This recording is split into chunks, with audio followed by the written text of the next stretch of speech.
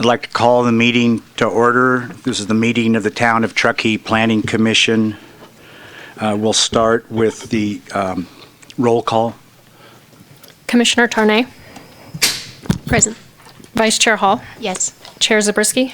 Yes. Commissioner Riley? Here. Commissioner Gove? Here. Okay. We're now going to do the Pledge of Allegiance. Everybody in the audience is invited to participate.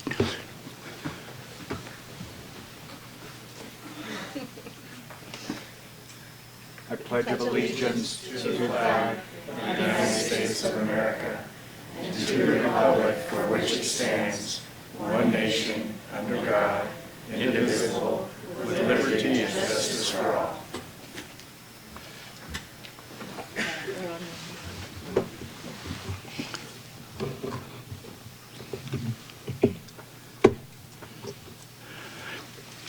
Okay, we're going to begin by inviting public comments on any matter that is not on the calendar, which means it's an opportunity to speak about anything other than a proposed deck addition for the 1882 Bar and Grill, or the kitchen expansion for the Cottonwood Club, or the 2019-2027 housing element update.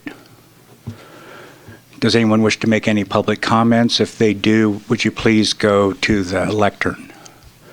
Okay, I don't see anybody moving towards the lectern, so we'll move on to the next item, which is approval of the minutes. Do any of the commissioners have any changes that they think need to be made in the minutes from the last meeting? There was just a little typo on page 11 where Becky Buchar said they are fined with traffic impact fees.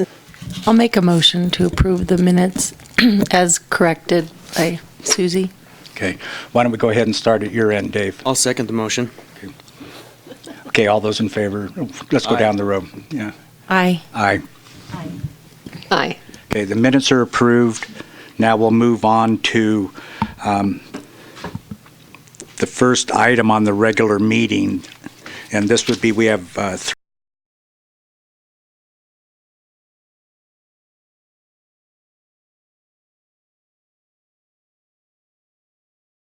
three items on that we call minor review. The first thing we're going to do, or if it's what I would like to do, if all the other commissioners are in agreement, is start with item 6.3. That is the revisions to what are the procedures for the commission. I'd like to make a motion to adopt the new procedures. Yes, that's what this is about and what I'd like to do. The reason for my wanting to bring it up to the front is so we can then proceed with the rest of the meeting according to those. I understand, and I would like to make a motion that we adopt that. Okay. Okay, before we take a second, is there any discussion on this? Okay, is there a second? Commissioner Gove, and Chair Zabriskie, I'd recommend that you open it up for public comment before making a vote. Certainly. Thank you for the reminder. Everybody gets an opportunity to speak on any of these agenda items, including the one governing the Commission's procedures. We held a public meeting a month ago where we made slight revisions in those minutes, asked staff to come back reflecting the changes we wanted to make. And I don't know, Jenna, would you like to just summarize those and then we can see if there's any public comment? Sure, I'm happy to. I don't have a presentation. Your commission wanted 3 changes made, one to the Pledge of Allegiance, which you saw reflected in the way you announced the pledge this evening, one with respect to public hearings and kind of the order of how you run a meeting, and then the last change was to decorum and order. And those are all very minor changes that you directed us to make, and that's what's reflected in tonight's resolution. Okay. And for the benefit of those who are here now, the change in the proceedings, the different steps we go through in reviewing an item, The change we made was to eliminate one step with the idea that we'll get through things a little more quickly. Previously, we've allowed, or the protocol that we have has allowed for clarifying questions from the commission, followed by additional comments, and then we would come back and ask more substantive questions. We're eliminating those 2 rounds of commission questioning and compressing them into one, and they'll follow the applicant presentation. With all that said, is there anyone in the public who would like to speak on this matter? Seeing no one, let's go back, Dave, and try that motion again.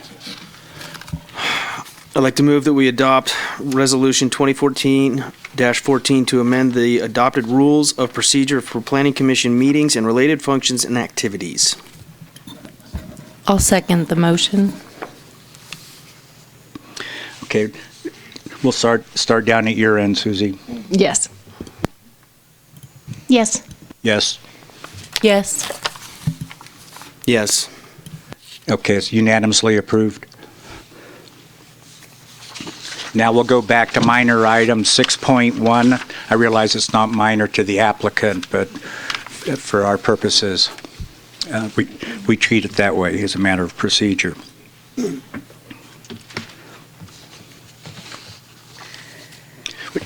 Laura, would you like to start? Good evening, Commissioners. I'm here to present to you tonight the 1882 Riverfront Deck Expansion Project. Give you a quick orientation. Most of you probably know where the River Street Inn is here at the corner of East River Street and Bridge. The parcel where the deck is proposed is here, right on the river. And there were some questions about where the parking for the existing uses is. That's the lot that's up here, which in this aerial is unpaved and has since been paved.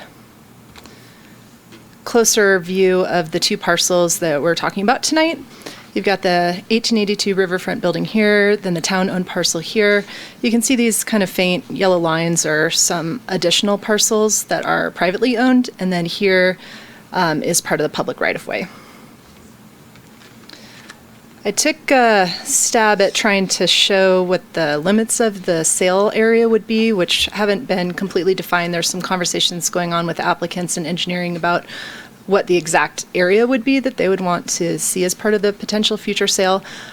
So what I did was take the footprint of the proposed deck and tried to overlay it on the aerial here so you could see how much of that parcel would potentially be sold.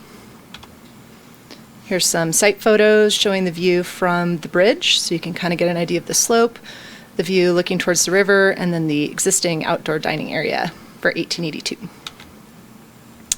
Project background. The building was built in 1880 as a residence, later was used as a boarding house and a speakeasy. In 1996, a use permit was approved for a bed and breakfast, which was technically a hotel due to the number of rooms, which was 11. And at that time, a variance was approved for off-site parking, which was amended later to reduce the number of spaces. 2014, the applicants, who were the current owners at that point, applied for a zoning clearance to do a change of use, converting 4 of the hotel rooms to a restaurant and bar, and another hotel room to an office. And as part of that, the exterior modifications required HPAC review and a certificate of appropriateness to be issued. Another part of that, project 2, is expanding the existing deck, which at the time was 79 square feet, and they expanded it to 357. In 2018, we completed a preliminary application review to look at the potential deck expansion and the process that would be required for the purchase of town-owned property. At that time, we identified some outstanding items from the 2014 conditions and required those to be addressed before a formal application was submitted. So we worked with the applicant on those and have been able to resolve all of those outstanding issues. And 2019, we had the submittal of the formal application, and that is requesting approval of the land use entitlements for the deck expansion. If those are approved, then the next step would be the applicant requesting approval from council to actually sell that portion of the town parcel. So that would include a right-of-way abandonment for the sale of property, an encroachment permit, so there are utilities, and path of travel could cross the right-of-way parcel that I showed earlier, and then a lot line adjustment, which would merge the 2 parcels, even though they're non-contiguous, that's allowed. As part of the application, the deck expansion is tied to the 1882 Bar and Grill, which is part of the River Street Inn building, which is in Category A historic building, and it's in the DMU, Downtown Mixed Use Zoning District. So the project would involve about 1,000 square foot deck, 34 outdoor dining seats. There would be an outdoor bar, a gas fire pit, and a restroom, and they're proposing to maintain public access to the river. So like I said, if those entitlements are approved by your commission, then the applicant would propose to purchase the portion of the town-owned parcel that would be needed to accommodate the development. The land use entitlements for this project would be a project amendment to amend the previous approvals, development permit due to the size of the existing building, which is over 5,000 square feet. That requires a development permit in the downtown study area. Use permit for the slope disturbance, since the slopes are over 20%, and historic design review for new construction for the deck in the Historic Preservation Overlay District. This might be a little hard to see, but hopefully in your packet you were able to zoom in a little bit more on the site plan if you needed to. And Peter Gurdon, the designer, is here. He can walk through this if you have questions about the site plan, so we can come back to that. Here's the elevations that Peter put together. And sort of a floor plan. He called it a proximity diagram because it shows how it relates to the existing deck and building. And you could see how it would cross that right-of-way parcel. Examples of the lighting that's proposed. And HPAC reviewed the project at 2 meetings. At the first meeting, they asked for some additional information. They wanted to better understand the relationship of the existing structure and landscape to the deck, and thought that there needed to be more integration into the site. So they continued that meeting to allow the applicant time to put some more information together. They met again in April, and at that point reviewed the additional information that Peter provided, and they recommended approval of the project unanimously. They did add some conditions to their recommendation to your commission. One was that a formal landscape plan should be reviewed by the commission, and they specified that they would like to see native riparian vegetation and a height for that vegetation that would be sufficient to provide screening of the deck. And next item was, there were some questions about where the existing smoker on the property was going to be located. And they thought if there were significant changes to where the proposed location was, that should go back to HPAC. And the third was they wanted the town to look at potentially replacing the asphalt in the right-of-way parcel with some pavers that would tie into the streetscape improvements and potentially provide more of a connection between the River Street Inn parcel and the deck parcel. So following that review, the applicants put together the landscape plan, hired a local landscape architect to do that, and they showed the smoker location on the plans. They also came up with a couple modifications. One was adding a herb planter onto the deck so they could grow their own herbs for their cocktails, and then installing solar panels on the roof of the restroom. And Commissioner Tarnay had a question earlier today about the number of solar panels, so I was able to clarify with Peter that it's 2 total, not 2 on each elevation, as was identified in the staff report. Here's the landscape plan. Again, we can come back to that if there's questions from the commission.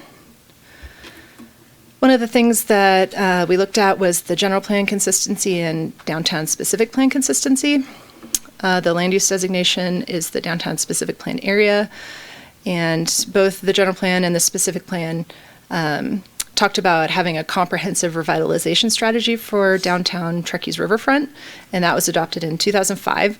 So we looked at all of the different policies that were part of that, and our determination was that this project would achieve several of those goals, including the extension of commercial development along the river corridor, providing new physical, visual connections to the river, and it would provide, at this point, Truckee's only outdoor dining area that would be directly located on the river, and maintaining that public access path would also be consistent with those goals. We found that the commercial uses would be compatible with the river revitalization strategy, and that part of integrating urban uses and the natural environment together on the riverfront is this type of project. Housing element requires, when there's an expansion of a use, to provide housing for the increase in employees, but that's based on gross floor area. Decks don't count towards gross floor area, so we determined that there's no workforce housing requirement. In terms of development code consistency, the parking, as you can see here, here's the lot as it looks now after being paved. Here's the plan that was approved back in 2014 showing the 14 spaces and the landscaping that was required at that time, which has also been installed. So the outdoor seating area, if you look at the original size of the deck and then the new proposed deck, it would come out to 8 parking spaces required. The development code allows an exemption for restaurants adjacent to the Truckee River. Up to 10 parking spaces can be exempt from parking requirements. So like I said, the previous approval required 14 off-site spaces, which are existing, and no additional parking is required. Landscaping was, like I said, something that HPAC wanted the commission to review and approve as part of your process, including the native riparian vegetation. And there were some questions about the proposed plant mix from one of the commissioners, so I reached out to the landscape architect, and she provided some additional information, including why she chose specific plants, which might not be native but have been adapted to downtown or they're historically found. So we've forwarded a copy of that letter to all of you this morning. Hopefully you had a chance to review it. And Peter and I can answer questions if you have those about her letter. It did identify some additional plant options if you really feel that the native plants is important to have. And one other thing that engineering noted when they reviewed the landscape plan is that some landscaping was proposed within the clear access areas on the site plan. And they indicated that that wouldn't be allowed, that those areas needed to be kept clear. So that can be another point of discussion for the commission tonight. We also looked at the hillside development section of the development code, which requires a use permit if development is going to disturb slopes over 20%. There's some specific review criteria which was included in your staff report, including making sure that buildings are basically designed to blend into the terrain as best as possible, preserve vegetation, things like that. HPAC, as part of its review, supported the use of the screening down here below the deck. And they thought that was important to make sure that the area under the deck wouldn't have any items that could potentially be stored there and be visible to public view.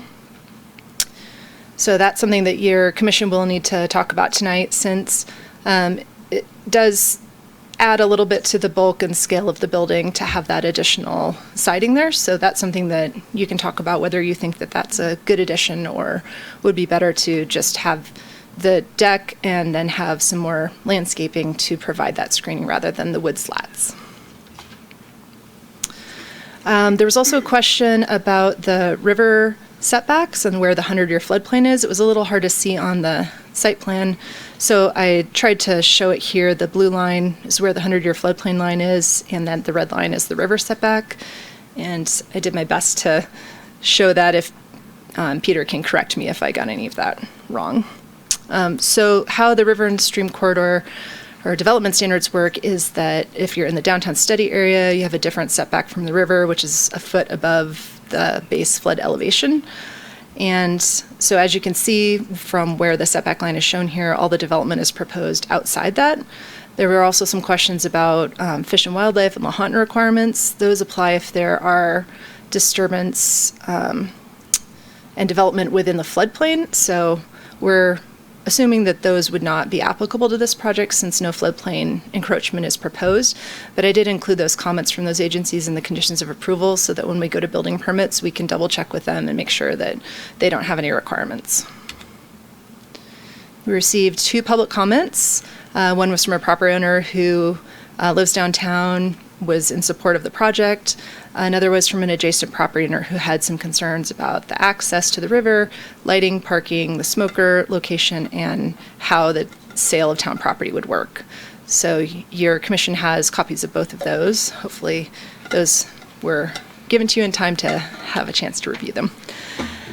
Our recommendation would be to adopt Resolution 2019-13, determine the project categorically exempt from CEQA per Section 15303 of the CEQA guidelines, and approve the project amendment, development permit, and use permit, and issue the certificate of appropriateness based on the recommended findings and subject to the recommended conditions of approval. You could also choose to continue the public hearing, request additional information if you think that's necessary. You could add, delete, or modify conditions of approval. You could also deny the project if you find that the findings can't be made. And lastly, you could require additional environmental review. So if you do choose to take action tonight, the appeal period would end on June 28th at 5 p.m. So Peter is here, and Wendy and Matt, the property owners, if you have questions. They are not planning to necessarily give a presentation, but are available if you have questions.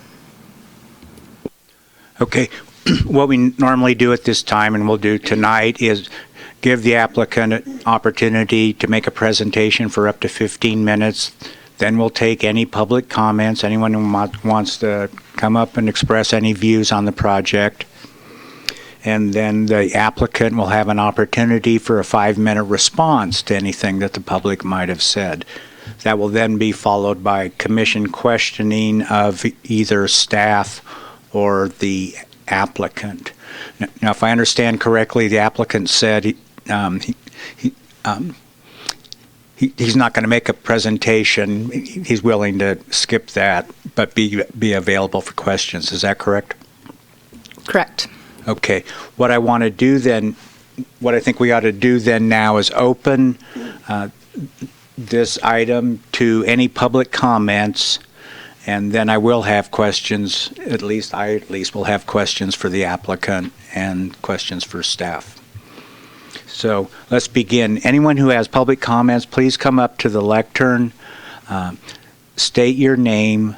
You will have 3 minutes to make your comments on this item. Yeah, please come on up. Is the red light on? Do you see a little red light there? It's on. Okay. Can you hear me? Yes. My name is Ted Bowles. I'm a resident of downtown Truckee, and I've been watching this proceed, and I just think it would be an excellent addition to our nice city here, and I'm all for it, and I think it'd be a win-win for everybody, and I sure hope it gets approved. I walk by this all the time, and I'm all for it. Thank you. Anyone else?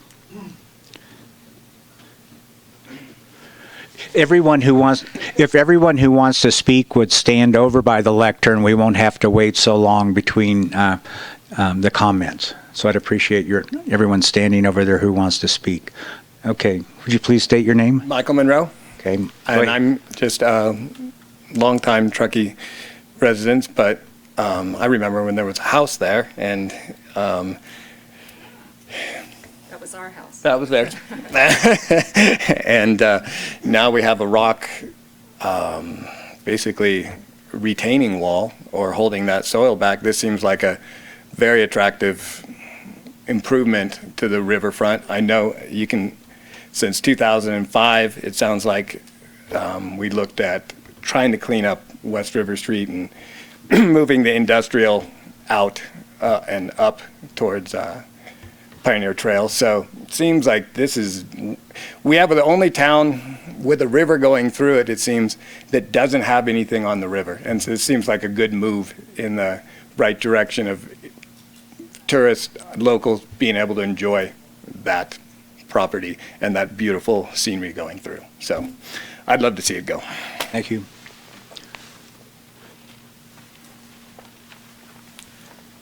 My name is John Basio, and my wife and I, Kathy, we lived in that house from 1974, the house that used to be there, where the deck's now going.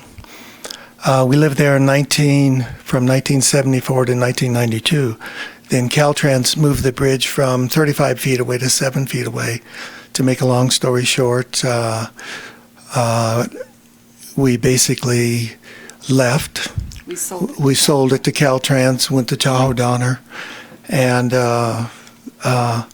so the other property that's there is to the left of that. To the left of the deck is that's our old lawn and that's our old property. So We own We own the property, the large swath of property to the east. We also own part of the property that goes into that driveway, which I assume, I understand, is public easement. And I'm not quite getting from the design that I'm seeing what this extension of the deck is. Does it extend over the easement area, or is it separate from the existing deck?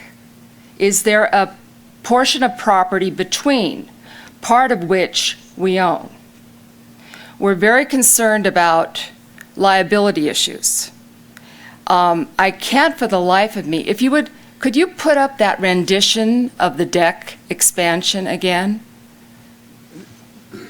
That's fine. Because to me, it's unclear whether the deck goes directly all the way out or if it's separated, because that is public easement in between. If you don't mind my interrupting, generally we have one individual speak for 3 minutes, another individual speak for Well, we're 3 minutes. together for 43 years. I got that We sense. speak with one voice. Okay, but basically you have about 6 minutes, and what I plan to do, so you know, is ask the there it is. applicant. There it is. I plan to ask the applicant to respond Okay. to some of your So questions. here's the main question is, we're worried about liability. Yeah.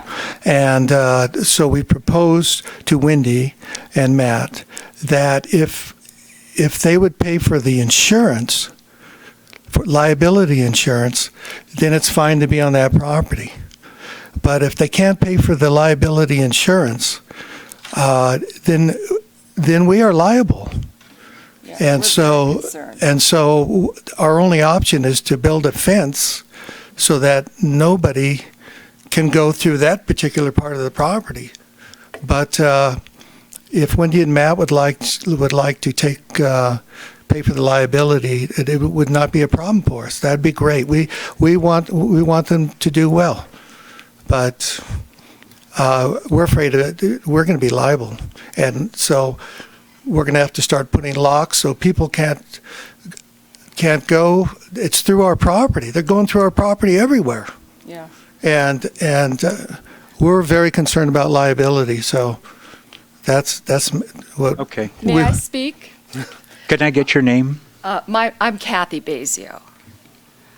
For a number of years, my husband's a very generous guy.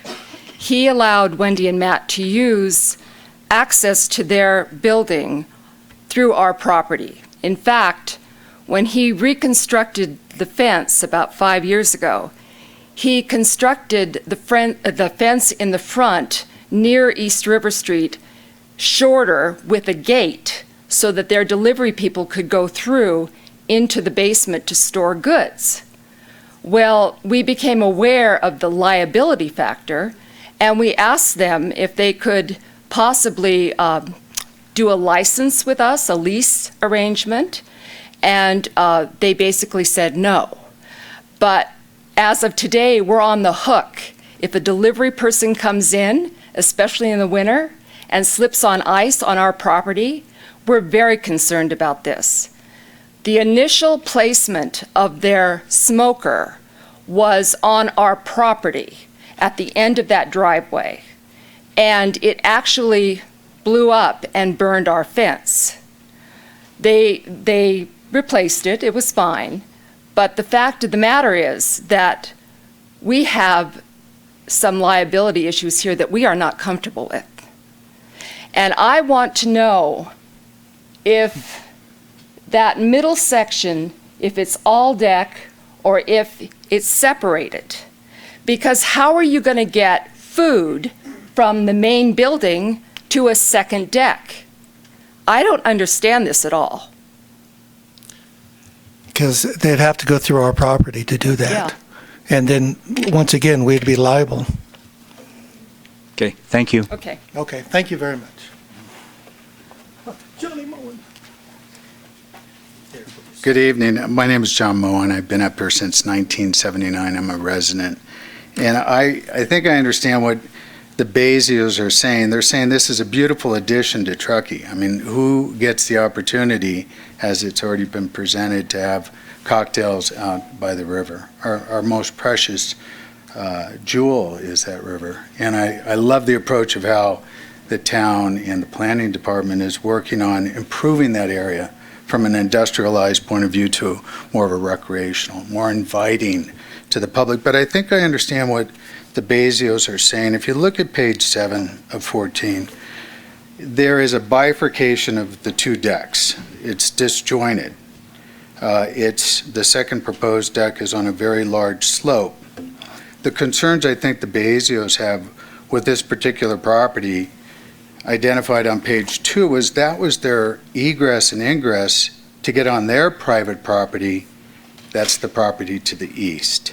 So on page 7, it's somewhat deceptive in not identifying the private property that the Bezios have, which starts where the deck jogs in towards the west, and it goes all the way down to where the proposed ramp is. And what they're concerned about is if you're going to abandon that easement, what happens to the egress and ingress over their property to facilitate the transfer of food, to bring the food from the barbecue that's being used in the north part of the property. It's a valid concern. I understand what they're asking the planning department to do is to help them prevent any exposure they may have by allowing them to put up a fence or some kind of barrier that doesn't trigger an accident or something on their own personal property. The only other thing I'd like to add to this is that if you look at the grade, I'm concerned on how you're going to get the public down to the river, because I looked at the grade and it's relatively steep there. And then the second part is the fire seems to be of concern. You don't want to burn down our neighborhood out there. There has to be some precaution. I think that's going back to HPAC. The last interesting curious hybrid is getting this food without going over the Bezios property down to those people who are going to be eating. Everything has to transfer from the kitchen across the deck onto the pavers, up the ramp or up the stairs, and that includes everything. That includes paper, towels, or whatever we're using, spoons, forks, to pick them all up again and then to transfer them back. As I understand it, there's only a bar there. There's not a actual cooking operation going on. So with that, I submit. Thank you. Thank you, Mr. Moen.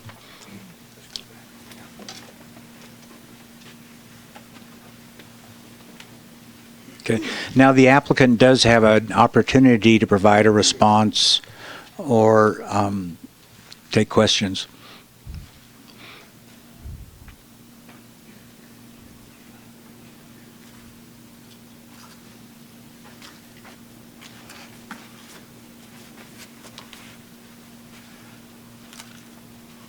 Hi, everybody. My name is Peter Gurdon. I'm the architect on the project. This is Wendy Brown, owner, along with her husband, Matt, in the front row there. Laura, could you switch over to the site plan drawing so I could clarify for Kathy what's going on with the separation of the decks? Is there any way to make that larger?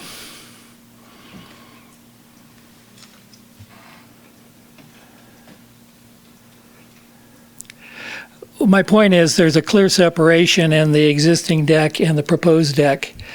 And the way the service from the restaurant would work is that the servers would come out of the door from the restaurant, turn to the right, go to the sidewalk, walk down the paver sidewalk, and then turn left again, go on onto that level landing onto the new deck.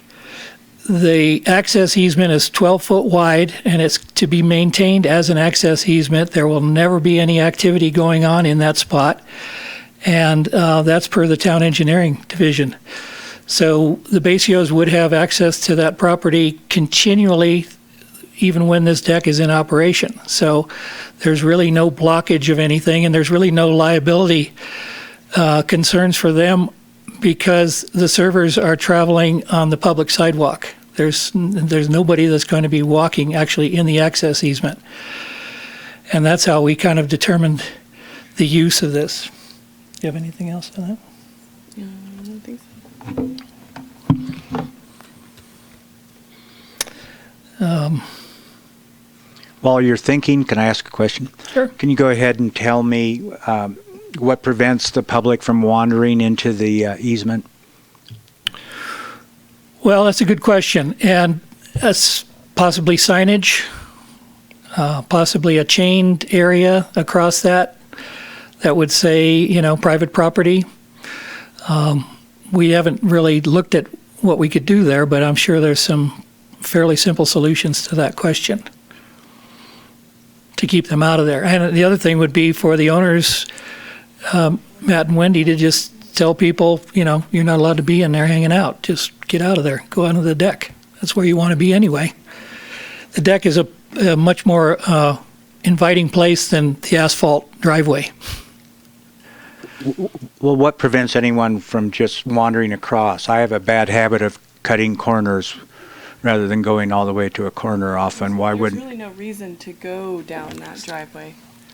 There's really no reason to go down that driveway. There's not, there's nowhere to sit, there's nowhere to hang out, there's not really a reason. I mean, people, I guess, do, but a lot of people that aren't coming to our facility walk down there just to check out the river. But I would think once we put in this deck, they would walk onto the deck or they would walk down the path to get better exposure of the river.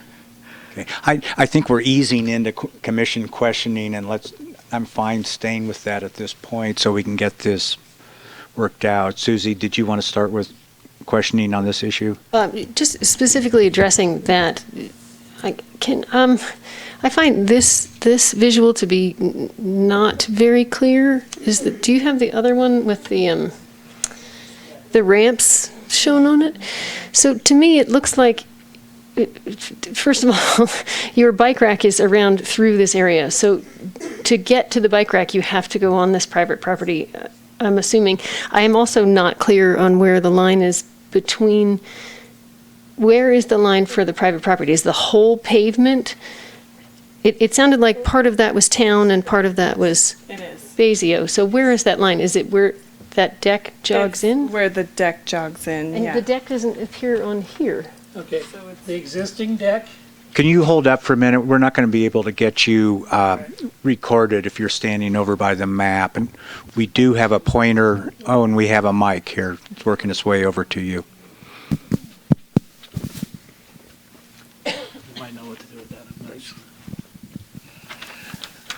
The existing deck, is this on? Hello? The existing deck is the dashed line that's shown right here. Okay, and then from that existing deck, there's a 12-foot clear access easement area. That is the existing pavement, and that's what goes down into the Basio property. When a server is going to come out of the restaurant, at the door here, walk this way, walk down the paver sidewalk, and then turn into here to get into the new deck. They don't even have to cross that area. If the general public started congregating here, this is where I'm saying just come across here with a little chain area across here saying private property. Please stay out. These decks are, the proposed deck and the existing deck are separated. Can you show us on that diagram where the bike parking is and how it's accessed?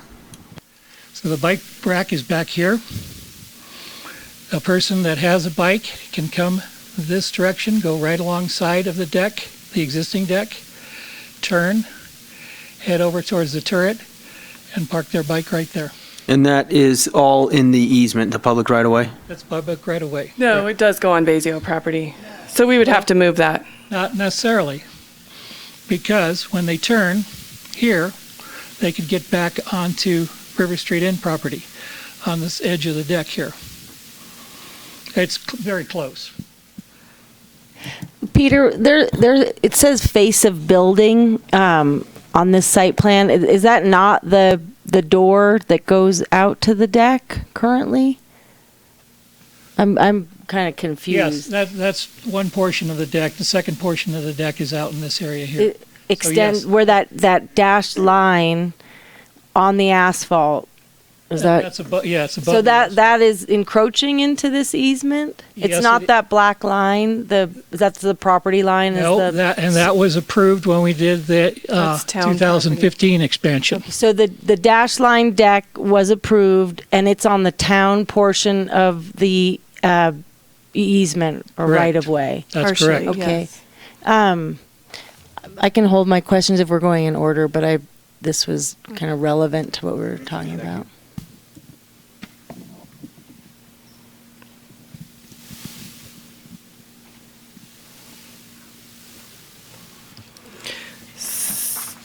Dave, do you have any questions? I'm sorry, I was trying to look at the Yeah, I don't blame you.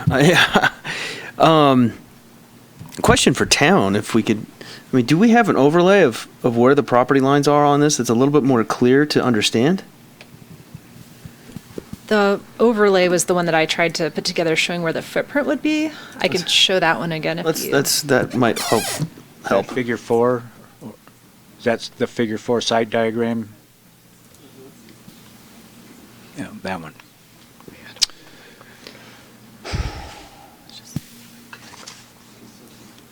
What's located on the Besio property? What, is it a residence or? This parcel, so they have several properties over here. This access, I believe, is to access the parcels down here, which don't have any access off East River Street, and those are vacant. The ones up here are developed.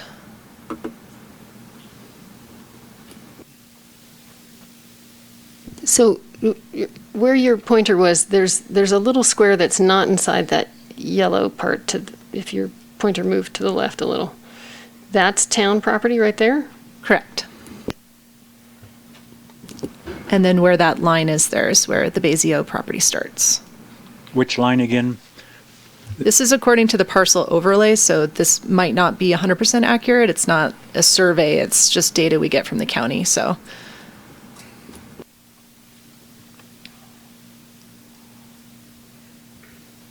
Do people access the property via that easement? Can you even access it through that? It looks like there's like a big grade drop or something. Believe there's a fence There's a fence, you can't access it. over here, is that right?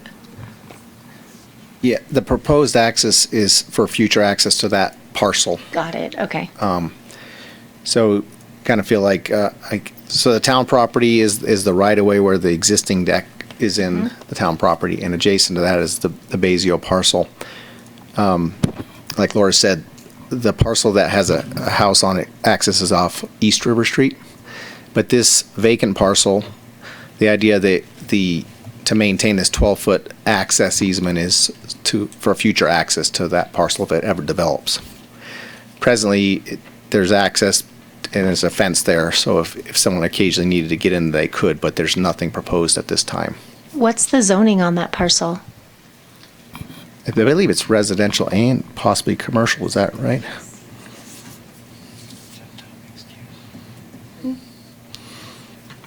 So part of the engineering conditions is to maintain a clear 12-foot access from Ridge Street right away to the Besio parcel, so that if there's ever future access, and at that time, that's when a driveway or something would be improved. So the 12-foot minimum is basically the minimum driveway width that we have to have in the future. So trying to keep that area clear. And while I'm on the topic there, also within the right-of-way to keep a 10-foot clear access down to the river along the side of the right-of-way. And then we kind of have looked at carving out a spot within the town property that could be for this proposed deck would be, maintaining a 12-foot access to the north side, a 10-foot access to the river on the east side, and then you have the river offset that comes up. So then it basically carves out a small area of the town property that could be possibly used for this, abandonment for the deck. So all the future proposed improvements need to remain within that abandoned area, not encroach into the existing right-of-way. If that answers your question. It doesn't answer mine, and I was wondering if, just because I don't understand, it's not I would like to be able to understand better, and sometimes this stuff's hard for me. Could you go to Figure 4 site diagram, because it's a much simpler diagram? Confirm for me who owns the paved area, what's identified as the paved area. Confirm that the 12-foot access easement is for the Vazios. Tell me who owns the property and who has easement rights on what's described as the public gravel casual path to river. So the casual path to river is within the town right-of-way. There, as John and Kathy said, there was a parcel there before to the right where the deck is being proposed. It used to be actually a parcel, a residential parcel that had a house on it. When Caltrans did the bridge expansion, they acquired that parcel and made it into the Caltrans right-of-way. So there's kind of two pieces of right-of-way. There's the original right-of-way along Bridge Street, and then when Caltrans acquired the parcel where the proposed deck is going to be on, that they converted that to right-of-way as well. So both those parcels are now owned by the town. Okay, your understanding is the Vazios don't have any property rights in that area constituting the public gravel casual path to river? Correct. Okay. However, to the north, yes, where the access easement is, there's a portion of that that's in the Bridge Street right-of-way, and then right after where the existing deck is on the north, it jogs over, and the Bazios own that parcel that is immediately north of where it says paved area. Is that what you're saying? That's the Vazios? Can you, I don't know if you can show, it's about where that line that says the 12-foot, or is it, where it says, yeah, that 12-foot access. It seemed like just to the right of that, where the deck jogs back in. Yes. That's where the Bazio parcel is. Oh. So what happened on the first application with the deck expansion off 1882 building, that deck expansion is in the town right-of-way. If you see that jog in the deck. I see it. Yeah, so the portion that's jogged in is in the town right-of-way by encroachment. When the deck jogs back up, that's becomes a Bazio property. Okay. So the question about the bike rack, when they were talking about going across that to the bike rack, that people would be crossing that, and Wendy had mentioned possibly relocating that bike rack location. Okay, where is the bike rack on this Site 4 diagram currently proposed? See where the words E tower? Yes. Essentially right there. Okay, thanks. So I have a question for the applicant. How do you guys access the smoker and bike rack area now? We have a door from the basement that goes to the property in the back. Okay, and a question for staff. Would the Bazios be within their rights if they wanted to put up a 6-foot fence that didn't have a gate in it on their property line?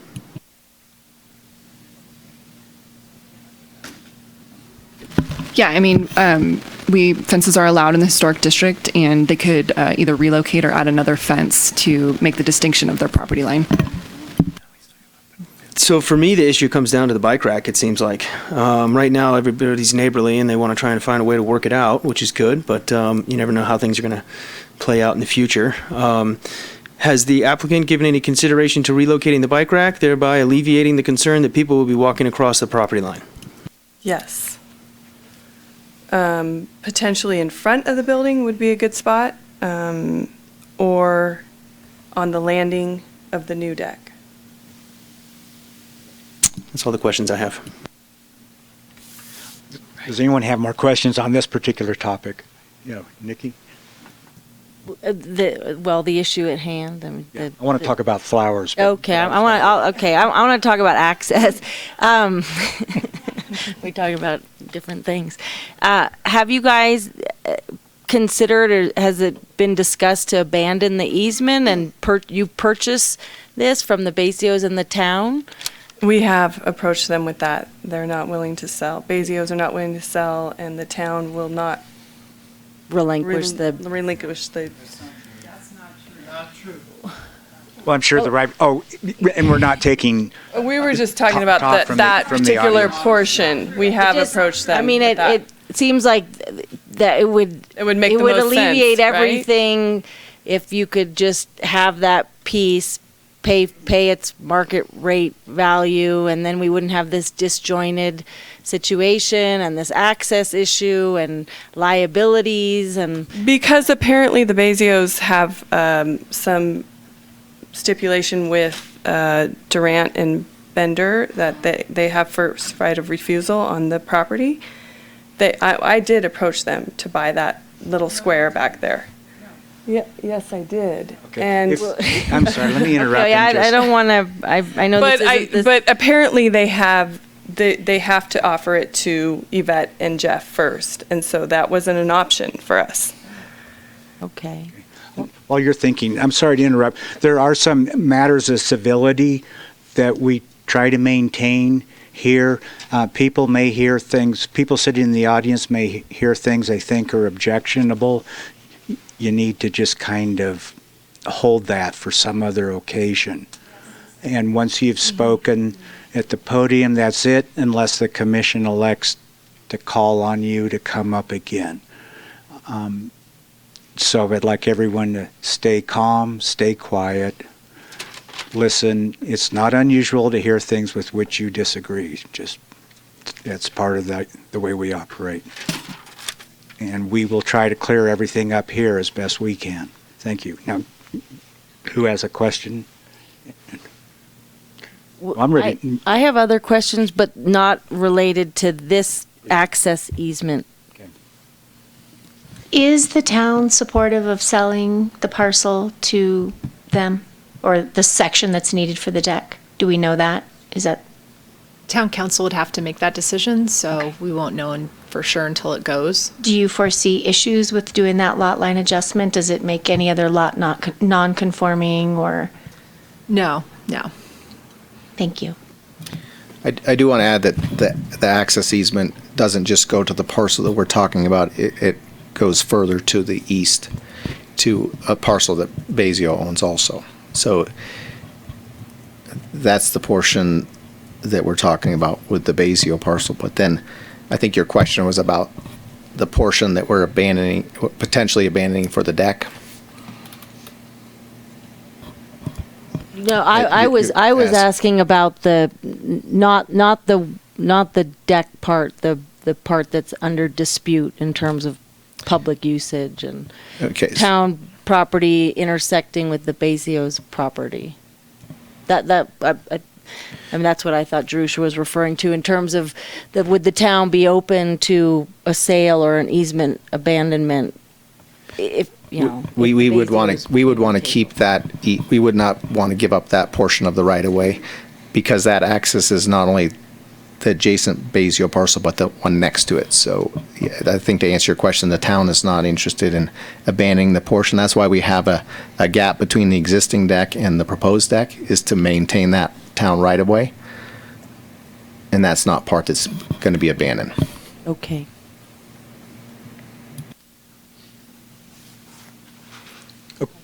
Okay, I have just a few questions about flowers. The HPAC, the Historic Preservation Advisory Committee, held a couple of proceedings on the application, and from my review of the transcript from HPAC, HPAC wanted the landscaping to include native plants and to screen the deck to some height, which I think is just above the floor of the deck. And from what I can tell from the transcript, the applicant was in agreement with that, in favor of native plants. And since then, and staff has recommended that the landscaping include native plants. And we've now received a letter from the landscape architect that suggests an array of native plants that could be used on the property. I don't know if the applicant's seen the letter or has any problem with simply instituting the native plants that the architect has suggested. We've seen the letter. And we are in total agreement that we could make those changes with no problems. Okay, so you'd switch to it's like the Prunus virginiana, the Rosa woodsii, the Spirea densiflora. Correct. And then And remove the phlox. Right, the non-native phlox, okay. And then on the height, how high would you be pruning the plants that are surrounding the deck? HPAC's concern was that the deck would be visually too high as you're approaching from the highway coming down the hill. So we're proposing this landscaping to go at least halfway up that underpinning area to the deck. And it varies a little bit across the slope because the slope changes a little bit. But if you mitigate half of that height from grade to where the deck level is, I think that's a very adequate method of subduing the height of the deck and making it look like it belongs to the hillside. Okay. And there's some boulders in there too. Okay, and so you would have the landscaper, whoever's doing the work, put in plants with the idea that they would reach the floor of the deck. Well, not necessarily that high because we don't want them to get out of control to actually block the views from the deck because the views from the deck are incredible. Right. So, something below the level of the deck would be ideal in terms of maintenance, in terms of height. But to go half the distance between the top of the deck and grade at the lower level, at the south end, would be, I think, what was in mind for HPAC, to subdue the height of the deck, the relative height of the deck. Okay. Just for purposes of clarification with the staff, what I understand from the applicant is they'd be agreeable to the proposed array of native plants that's on the back of today's letter from LJM. And the staff is familiar with that? Yes. Okay, thank you. Thank you. Okay, those are my questions. Who else has questions? Susie? Yeah. I always have questions. Okay. So it's interesting because talking about these plants, I'm going to read exactly what the HPAC had said. They said, a formal landscape plan shall be developed for review by the Planning Commission. The landscape plan shall include native riparian vegetation and boulders and shall provide effective screening to a substantial height to diminish the height of the deck. To me, that sounds like more than halfway up. I mean, that sounds to me like up to the floor. Screening to a substantial height to diminish the height of the deck. So I'm not a landscape expert, so I did go and talk to people and find out the height of the proposed plants, and the the lilac is the only one that gets above 4 or 5 feet tall. But unfortunately, I'm not familiar with the newer ones. So can you tell me the height of these other species that you've spec'd out here? I cannot, but Laura, who's our landscape architect, was unable to come tonight. I'm sure she could address your question in detail, but I would be speaking out of place to say it's going to get to a certain height. Okay. And then in the original plan, there was one of the larger plants, I think it was a lilac, and then the rest were 1 gallon and 5 gallon. And again, this is a landscape, but how many years would that take to actually provide any screening? Because the 1 gallon and 5 gallon isn't going to screen anything for a while. Well, if it would please the commission, I think you could establish an initial planting height of plant materials to be a certain height above grade, and then go from there. And then that in turn is going to formulate the gallonage size of the plant ball. Okay. So I think we'd be agreeable to that. That's a really interesting idea. Thank you. Yeah, that's, yeah, I like that idea. Do we want to all talk about the landscape plan, or should I move on with other questions? Susie, I just have one comment on it for you. The Prunus virginiana and the Rosa woodsii, those would both reach, if allowed to grow, they would reach up to at least the floor of the deck. The wood rose grows a lot down by the river, and you'll find plants. Most of them are shorter, but they can reach that height, particularly with irrigation. Same's true for the prunus. Thank you. Okay, so should I move on from the landscape plan, or? I only had one comment on that, and I would recommend, I don't support the hand watering of the landscaping. I think that irrigation needs to be installed. I think it's really difficult to get anything to stay just with hand watering and remembering to hand water when you got all these other things going on. So my only comment is that I would expect a condition that it would be an irrigation system installed for the landscaping. And I believe Laura has notes to that effect on her plan. Okay, great. I had just seen a note about hand watering, not irrigation. Yeah, that may have been from an earlier rendition of the site plan. There were many iterations. Yes. Thank you for the update. Okay, so,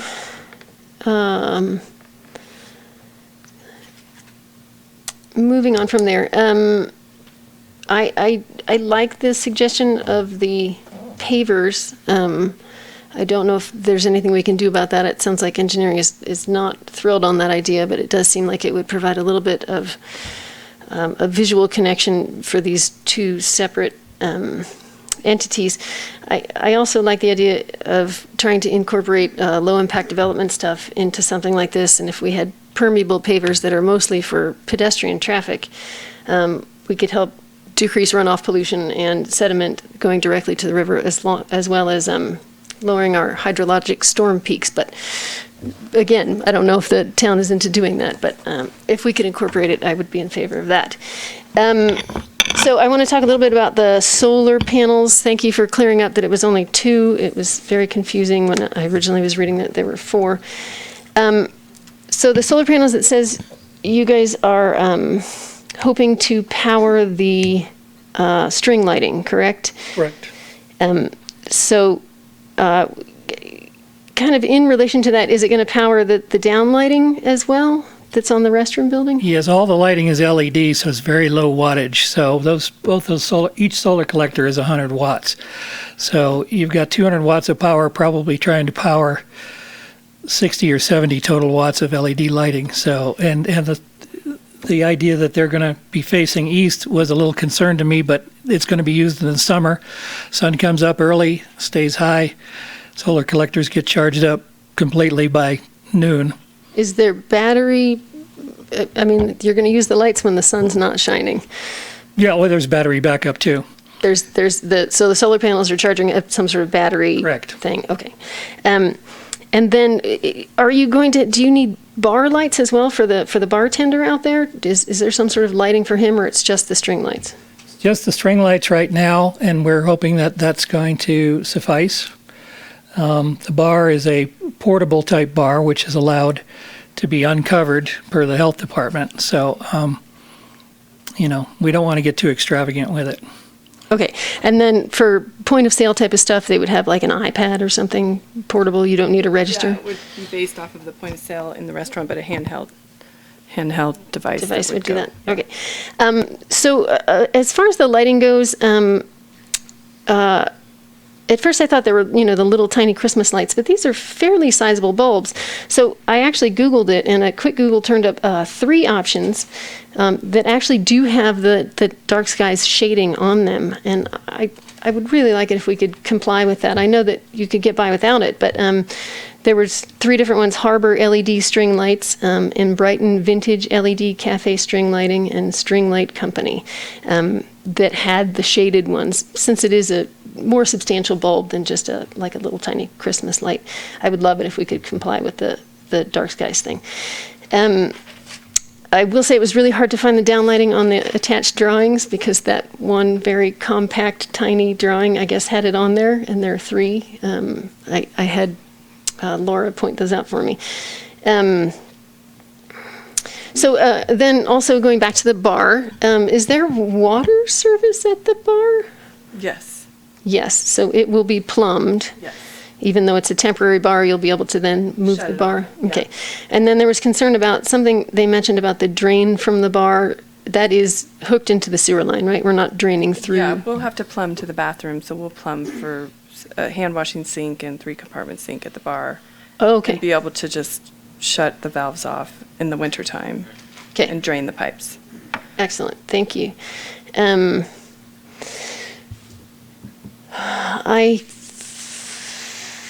So is there a finalized location of the smoker approved with the fire department? Yes, behind the building, we did build a smoke house on a concrete pad that's all metal, which was approved by the fire marshal. He came over, we talked about it, and it's all built. I just need some capping on it, and then I'll have Laura and the fire marshal come over and just do a final approval. Awesome, and that's the location that was shown kind of above that bike rack type of thing? Yes. Okay. So then, excuse me, with the bike rack, I was a little concerned with that location already. Me too. Okay. We'll move it. It also seemed like it was right flush to the building, so it wouldn't be able to get a bike in to lock it there. So you're looking at other locations for that? Okay. And it just would seem to discourage bike use if it's in a hard-to-find location and you have to go on somebody else's property to get there. Right, So right. Yeah. I would love it if we could should we make that a condition of approval that we have a different location? I was hoping maybe we could do something like the town has put in throughout the whole railroad development, which are those big, round, metal, that are in the thing. Yep, in the cement. I don't know how many we would need, but that would be something I would have to talk to planning about. But it would be nice to do something like that because the bike rack that I have is it's moved all over the place. So we need something that's going to be either nailed to the ground and in the right spot or something along the lines that they've done in the railroad development. Great. I don't know how we want to address that, but I appreciate your willingness to address the bike issue. So I had a question kind of on the landscape plan. The casual path is shown and some improvement is shown to it. I'm concerned that it looks very steep in there. I think you'll need more than the 3 sort of railroad ties that are shown. I don't know if that's, is this a specific plan or this is just a general idea? That's not on this one. Yeah, that's a generalized idea that there's going to be a casual path to the river. We would have to work with engineering and get together with Mike to see what is truly acceptable for the town to get down there. It's not going to be a highly developed path. It's intended to be very casual, and there will be some steep sections to it, and it won't have ADA type steps or ramp slopes or anything like that, but the people that are using it are going to be aware of that. So great. And then there's no sort of landing at the bottom. It just it joins into that casual trail that's there, and that's it. Okay. Correct. So there's none of this construction takes place in the 100-year floodplain. No. Not that path. We don't want it in there. Okay. We don't even want it past the setback from the 100-year floodplain. But it looks like that far corner of the southeast corner is fairly close to that setback. Is that true? No, we're not the gravel's going to end before we get down there. It's going to turn into a dirt path at some point before it gets to that point. I was talking about the deck there. See how that little corner of the deck. The southeast corner? Yeah, actually, Laura had her setback line, I think, a little bit too high on that because it's essentially one contour. So that part was really hard to see, so I kind of just winged it. It's It's not up that. There's a 5793 elevation imaginary contour that would run between the 92 and the 94, and if you're just at the midpoint of there, that line is going to go further to the south than what was shown on Laura's diagram. And just to reiterate too, when building permits come in, the planning staff review those for consistency with the survey and the setbacks. So anything that's been identified is going to get checked at the time of building permit submittal should this move forward. Great, thank you. Okay, did we have to address how we felt about the screening boards on there? The HPAC originally didn't ask for them. Do we need to make a decision on that? That was a recommended discussion item in the staff report. Okay, I'm going to throw out my opinion then. I understood what the Historical Preservation Advisory Committee meant when they said the screening slats. Well, they add to the bulk, so it might not have been HPAC that said that. It does seem to add to the bulk, but the practical side of me, I don't see it looking any worse than looking underneath the deck. Obviously, they did ask for the plants to do the majority of the screening, or that's what it appeared to me to say. I don't know. Also, the practical side of me says if we need to store this patio furniture somewhere, can't we store it at the back of that, hidden behind the slats? No. No. Some people saying no. I don't know. I'm willing to go either way on the slats. I don't know. To me, yeah. I think the slope is too much to store anything down there, and we have no plans to store anything. I have a question about that. If we can still do questions. I did want to know where your outdoor tables and chairs were going to go in the winter. In the basement. Okay. We have a substantial basement. Okay. Yeah. Great. I have more questions, but I didn't want to interrupt you. So if you had more questions. Why don't you go ahead and give me a chance to read through my Mass O notes and see if I have anything else. And then my other question, Peter, it sounded like you said that there was no issue with the open unprotected bar. So you got a confirmation from Nevada County Environmental Health, it's okay? Correct. Okay, great. And then my other questions are all for staff. So should I direct them to staff? Okay. I wanted to ask about the sale of town property to private entities, and while I recognize that we aren't really the decision maker for that, I still, is it okay that we talk about this? Sure, that was something that was raised in the public comment that came in today, so I did talk to the town the town attorney about that. His interpretation of the state law is that under the surplus property section, that this could potentially be exempt from needing to go through a process if we were going to sell a piece of the property. If it's not exempt, then, and the only reason it might not be is the proximity to Commercial Row, which is a nationally registered historic resource. If that's the case, then the process would be to offer it for sale to the school district and the Parks and Rec.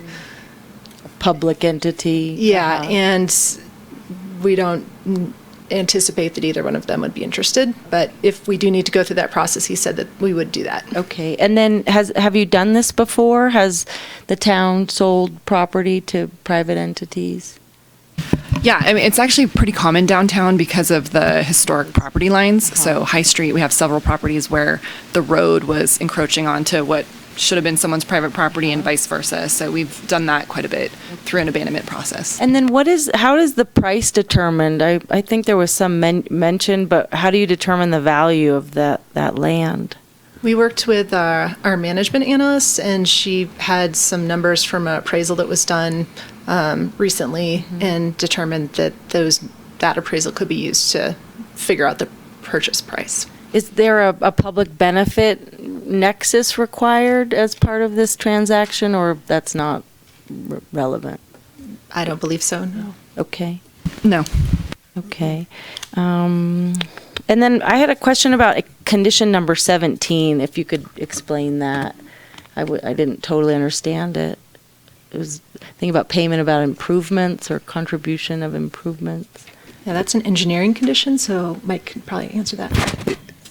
Page 34, I think, of the staff report. Is that the one that talks about if there's a improvement district established, that they would participate in that?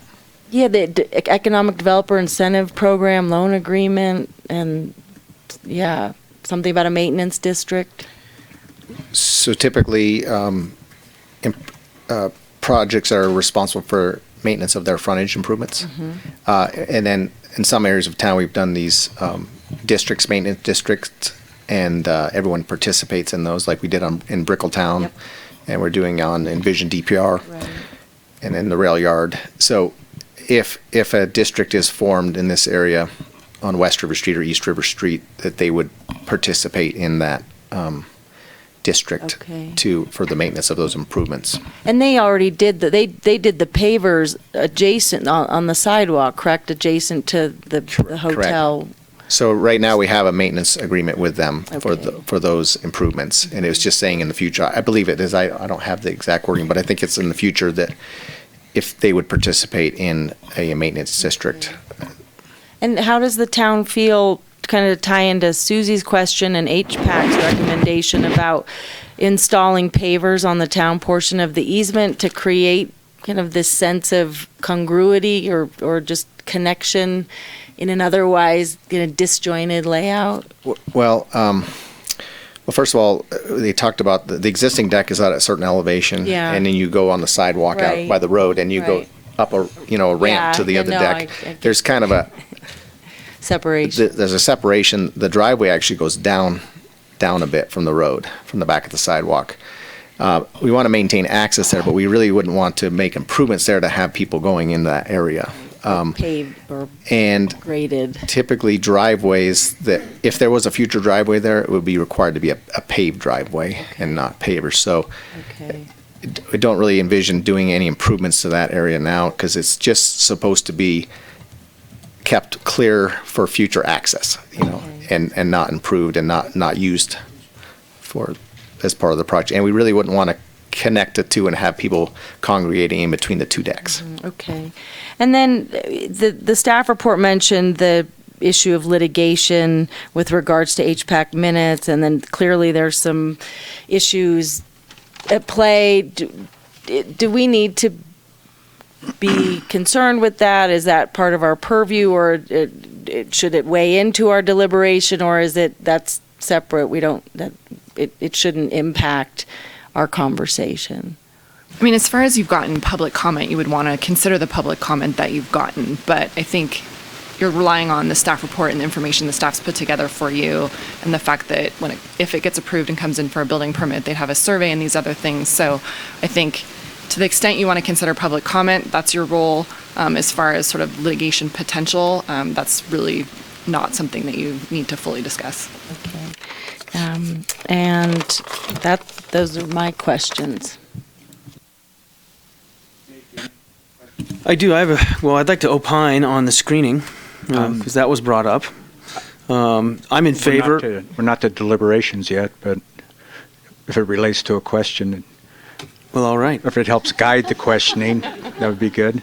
Well, in that case, I have a follow-up question for the applicant. Okay, great. So if you could take us back to page 6 of the staff report, please.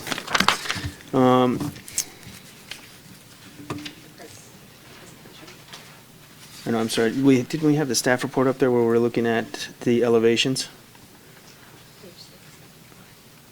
Page 6 of the staff report, yeah.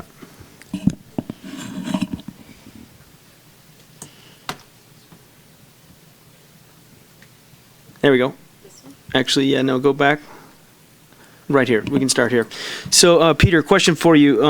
So looking at this plan view, on this new level landing where it delineates from ramp 1, and then looking at your west elevation, which is not up on the board, but I presume you're familiar with.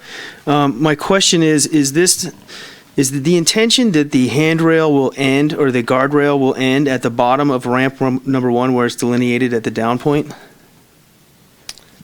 I'll walk up and talk about it at the screen. So, in reality, this is a pretty substantial drop in slope right here where the existing asphalt paving is. So, depending on the exact elevation of this level landing, there may be a guardrail required to a certain distance back here until you get into the 30-inch zone, which doesn't require a railing. Okay. 30 inches drop.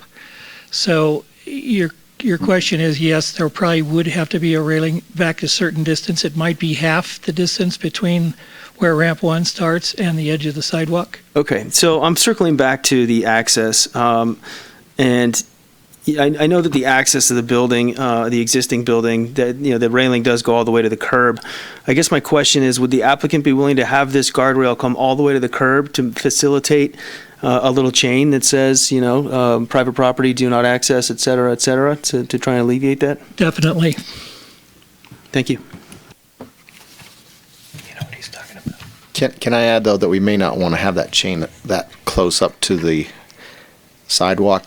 If there was going to be some sort of chain proposed, it probably would want to be at the edge of the town right away at the private property line, which would then give some distance before you get to the private property, if that makes sense. There is quite a good drop down there, and then, you know, then there would be a chain further back from the roadway, if that makes sense. But we would But be I able understand to. what you're saying about the railing. The railing would come out, the railing off the other deck comes out. There's kind of an access easement in between, but there's nobody really goes down that area. Right. And I'm then just trying to further figure out down, how maybe we the can, chain. Yeah, create some sort of visual barrier that is not an impediment, so that if and when you have to access it, you can still get in there, but we can create a reason to keep people out. That's all I got. I've got a few. The stain color, I'm just kind of curious what you're planning to use. I'm concerned about that it's going to pop too much from, you know, crossing the bridge and from the river, and I just think that choice in color needs to be very, very thoughtful. What are you proposing? We're proposing to match the existing building, which is going to be a little bit difficult because it's already kind of weathered. So whatever you do in terms of new stain color has to be done with samples with the painter on the materials that we're choosing to use. So And it'll be a custom. To get it a custom mix, it might be 3 or 4 different blends of stain colors to get the color that we want. But the ultimate goal is to match the existing building.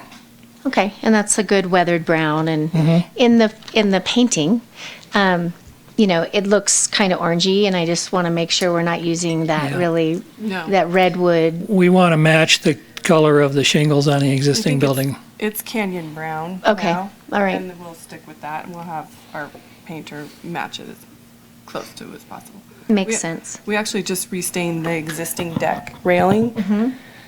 So if you haven't noticed that, it would be It looks, yeah, I did, and it does look good. I just wanted to make sure that it's consistent moving with that. forward. Yeah. Definitely.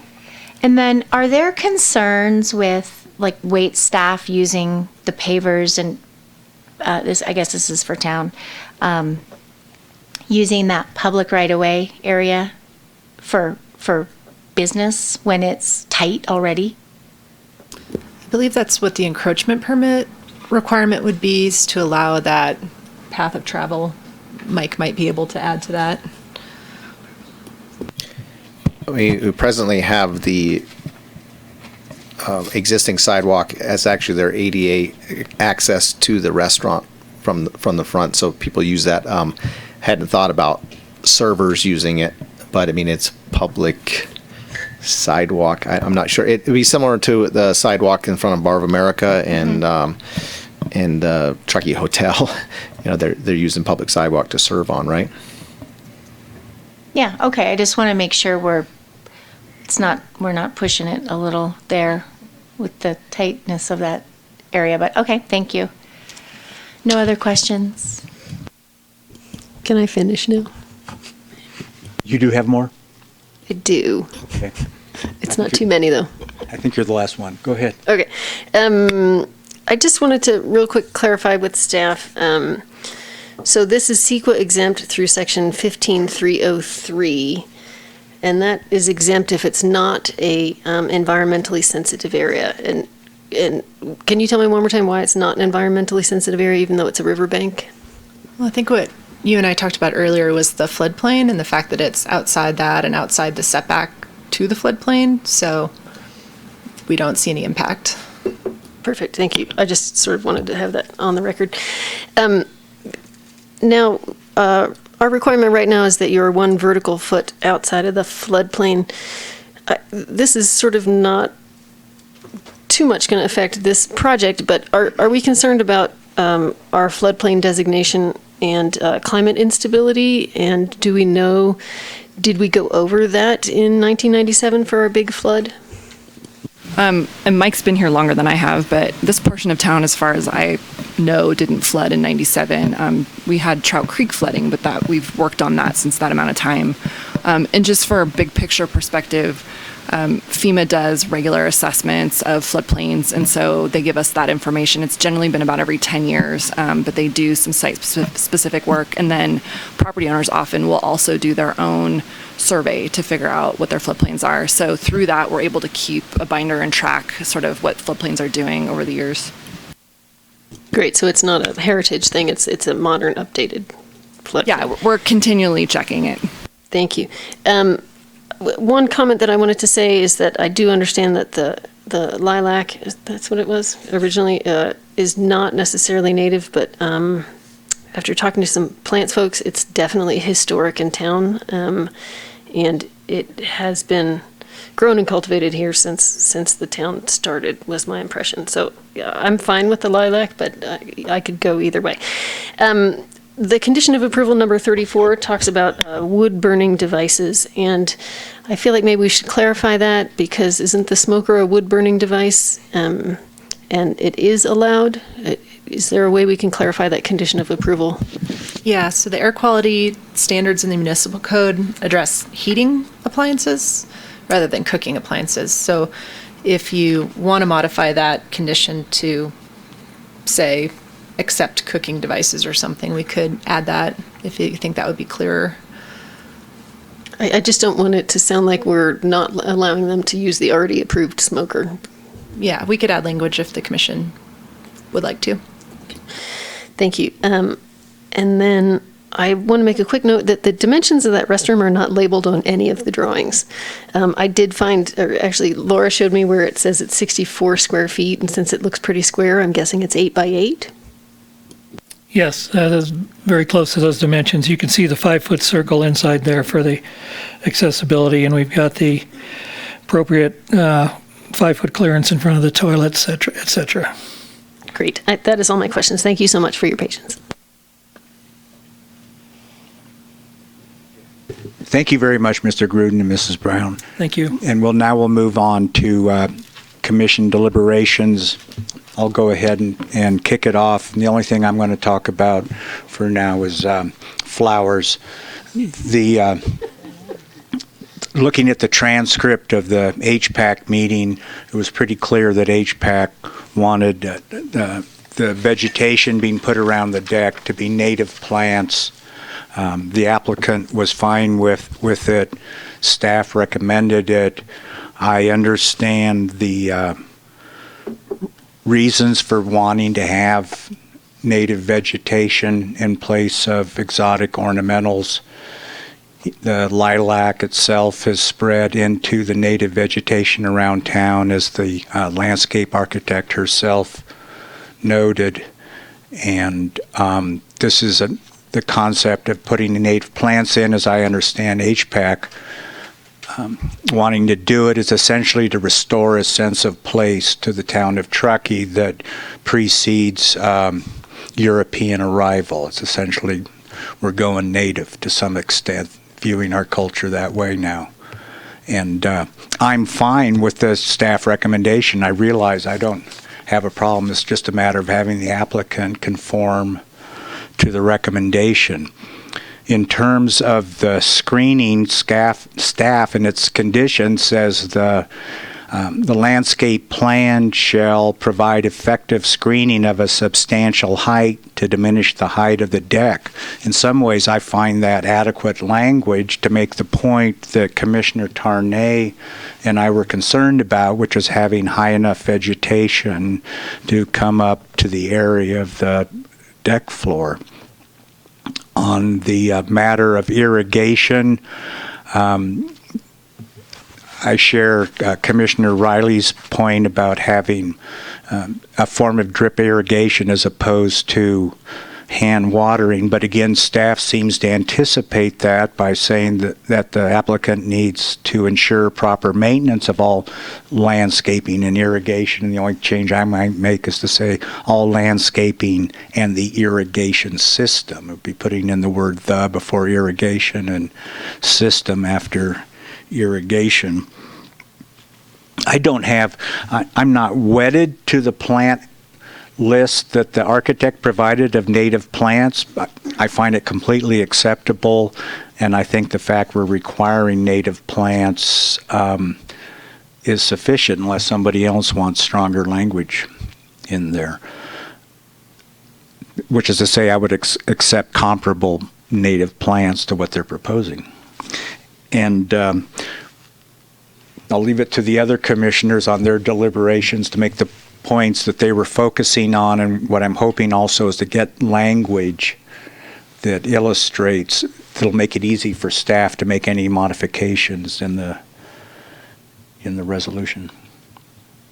Okay, who would like to go next? Nikki? Sure. So I just want to clarify, are you saying that you don't feel that the deck needs screening, or it does, or you don't have an opinion? I think the screening needs to go up to the deck flooring. I don't see that as obscuring the view. Are you talking about the board, the actual architecture, the boards as screening, physical screening, not landscape We should screening? obscure, I think what staff is recommending, what HPAC wanted was to obscure the area from at least from the floor of the deck downward. So not necessarily the railing, the stiles, and the rail. Yeah. Okay. I feel that the deck needs to be screened, like as shown with the boards, and I think that the landscaping will help to break up that mass, but I wouldn't want to see an open deck in that location. I think it is where people will go hang out and who knows what. And when you say open deck, do you mean beneath the floor of the deck? yes. So you see how there's those horizontal boards? Yes. I would like that to be maintained. I think that's. Oh, you want those boards to be there? Yes. Well, I think what Commissioner Riley is saying that we're talking about two different types of screening. There's architectural screening and a vegetative screening. Right. What I said. And I wanted clarification from Jan. Okay. I understood HPAC to want vegetative screening to reduce the height of the deck, Yeah. So I'm fine with boards, but also I think they want vegetative screening up to the floor, and that makes sense to me. Yes, I agree with that. So I think we're on the same page. I'm going to make a couple comments. These aren't deal breakers, but just the bathroom. I'm sure there weren't a whole lot of other options. I just the whole notion that people are going to the bathroom where people are eating, it's like at Marty's. It's just like, oh, the door opens, and it's just. I wish there was another place that those could go. And I'm sure Peter worked hard to figure out the best option for that. Then the incongruous design, again, it's not ideal, but it's the best given the situation. I will say that I was struck by finding number 6 under the development permit about site suitability, adequate in size and shape. Issues were raised in public comment, specifically the written public comment about parking and access. And so I think at face value, those are valid concerns. I understand the allowance because of the deck and the location to not, that they get away with not, the 10 free spaces. And I see it kind of as a give and take. I will say, parking is an issue now, today, and this probably isn't going to make things better, but hopefully the deck environment and kind of engagement of the river is a positive that will outweigh those negatives. And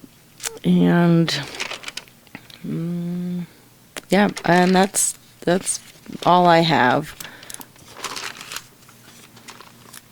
I'll jump in. The only things that I really that are outstanding is I do agree with Susie that you need to work on some dark sky lighting for your outdoor festoon lighting. And then I think it's really critical that you find the right place for your bike racks so that people can see them, can use them.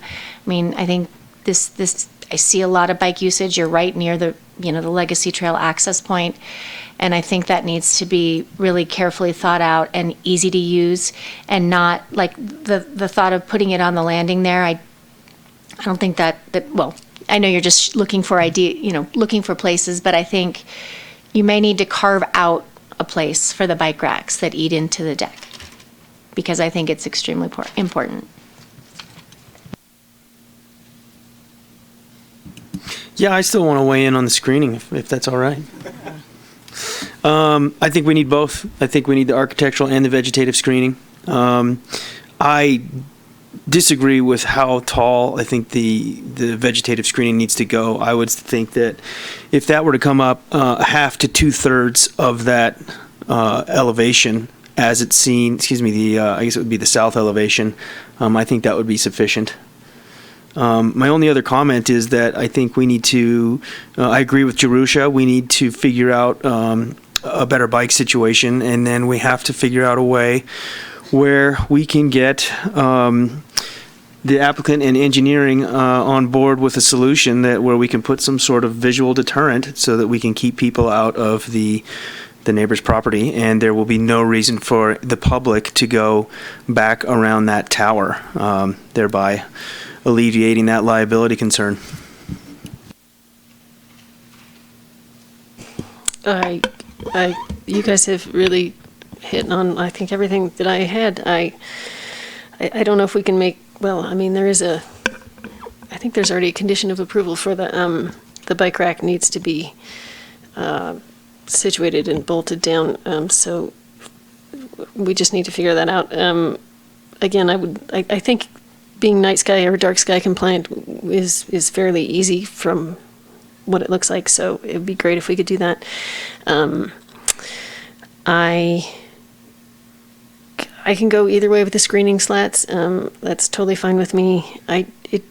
To me, it really did sound like the HPAC wanted that the vegetative screening to be substantial. So to me, substantial is at least 2/3, if not all the way. Yeah. So, and then maybe just edit the condition of approval 34 for the wood burning devices. That's all I have. I think we're all excited to hang out on the river at some point.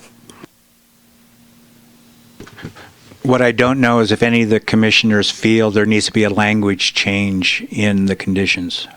If there's a specific spot where they think the language needs to be changed, or if they feel it's enough to give direction to staff as to how we interpret the existing language.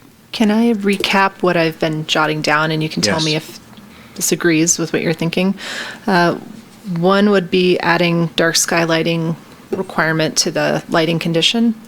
That's not there now for the festoon lighting. We don't have a condition in this project approval. There was one in the previous approval about the permanent location for the bike racks, so we would want to add that if that's something you want to see. The visual deterrent between the right-of-way and the Basio property, we would need to add that as an additional. The wood stove modification that Susie mentioned, and then potentially specifying a height for the vegetation for the deck screening. And that you want irrigation, not hand watering.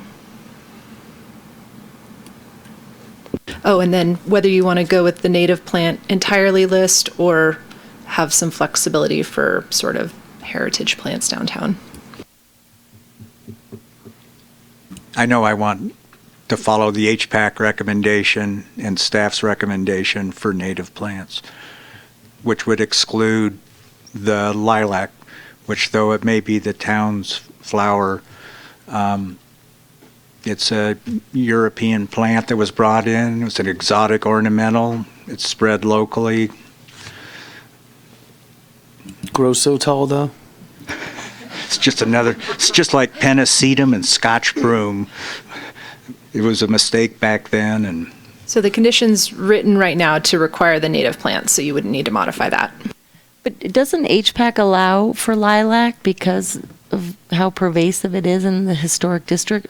Correct me if I'm wrong. I feel Yeah, like I mean, I've they've heard had discussion that about that before. being a heritage plant similar to apple trees. There's a couple of other species. Goji berries, yeah, and there's yeah, quite a few ask that Eric at the villager. that are very iconic, that may not be native, that in a lot of circumstances they've asked property owners to protect or to enhance. Yeah. I want to honor, HPAC said native plants. Lilac's not a native plant. I mean, no prejudice, no bias to lilacs. I have some growing in my yard. I have 5 of them. 3 of them are doing really well.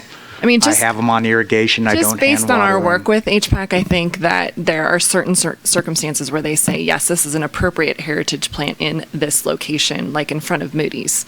They were very interested in preserving those when Moody's did work. This is new, so I think they would consider this out of context, which is why they were specific to saying native. Okay, thanks. Thank you. I think you hit the list correctly. Yes. I don't think you Agreed. missed anything. I agree. I'll move forward with a motion if we're, yep. Do we need to edit any of the conditions of approval for those specific things? So we would be modifying condition 26 to specify dark sky lighting for the festoon lighting. We'd be adding a new condition, which I believe would be 43, regarding the bike rack location, finding a permanent location for that. And then modifying condition 34 to specify that wood burning devices for cooking purposes are not precluded. And then adding the conditions about the visual deterrent and whether you want to specify a height for the screening seemed to be the last question. And the irrigation. 2/3? What do you guys think? 2/3 up the horizontal slats over time? Yeah, I was I going would to say, is say that right away when you're planting? No. I mean, I kind of like an organic look where it's a variation. I mean, I don't think it needs to look forest. And some of these Floating. plants, like Jan mentioned, like Woods Rose, that I had one I had to rip out at my house because the thing grows so tall. And, well, I don't know exactly what the final list, I won't comment on lilac, but I mean, I think there could be some leeway. Like stratified and up to, just stratified and up to the top of the decking, up to the decking in Not some to areas. exceed the floor of the deck. But not to go below halfway as well. Okay. I'm fine with goes at least halfway up. I'm fine with that because I Yeah, think I'm you could fine with- also put it back to the staff's discretion too, that I think we can capture sort of all of your interests in providing the screening, providing the variation, and not allowing it to get too tall. That sounds great. And if we say it goes at least halfway up, that gives them room to go further than that. I did want to note real quick on the night sky, the dark sky lighting. I did just do a quick Google search, so if it is not feasible, I don't want it to cause a problem. But I would like to. I think it would work, but I haven't tried it in a commercial setting. Does that make sense? So I'll go ahead and make a motion to approve the project with the conditions as modified by Laura.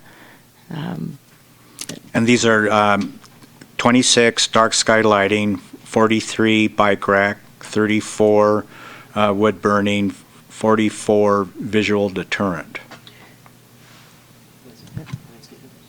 with the Vegetation? irrigation and vegetation halfway up height. Add system after irrigation. So that's 5. I'll second the motion. Let's start with Susie. Commissioner Tarnay? Yes. Vice Chair Hall? yes. Chair Zabriskie? Yes. Commissioner Riley? Yes. Commissioner Gove? Yes. Thank you. All right, for those of you who are still here, we're going to move on now to agenda item 6.2. This is the kitchen addition at Cottonwood.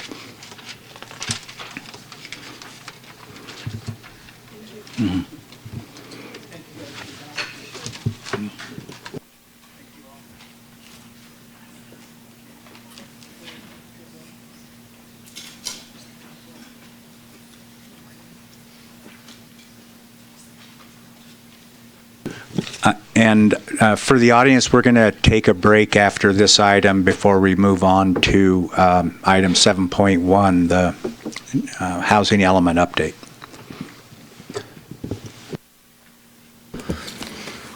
Good evening, Commission. This is the Cottonwood Restaurant Edition Development Permit and Certificate of Appropriateness project. The project is located, give me 1 second. The project is located north of Brockway Road on Rue Hilltop Road within the Hilltop Master Plan. The existing Cottonwood restaurant is shown in the dashed red box. The addition would be located approximately to the northeast. So some project information and background. The Cottonwood restaurant has been in business since 1988 and is approximately 5,000 square feet in size. In 2015, the then Planning Commission approved a development permit and a certificate of appropriateness for a 1,208 square foot kitchen addition. However, construction of that addition did not commence within the required time frame, and the approvals have since lapsed.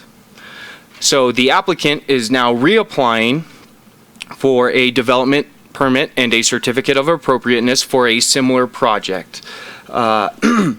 They have made some minor modifications from the previously approved project. So the project in front of Planning Commission right now is for a 1,153 square foot kitchen addition.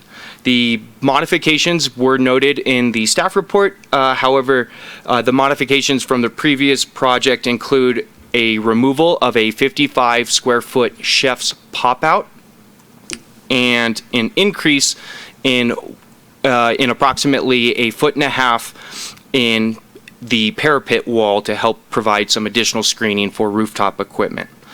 Other than that, the project remains the same from the 2015, specifically the building materials.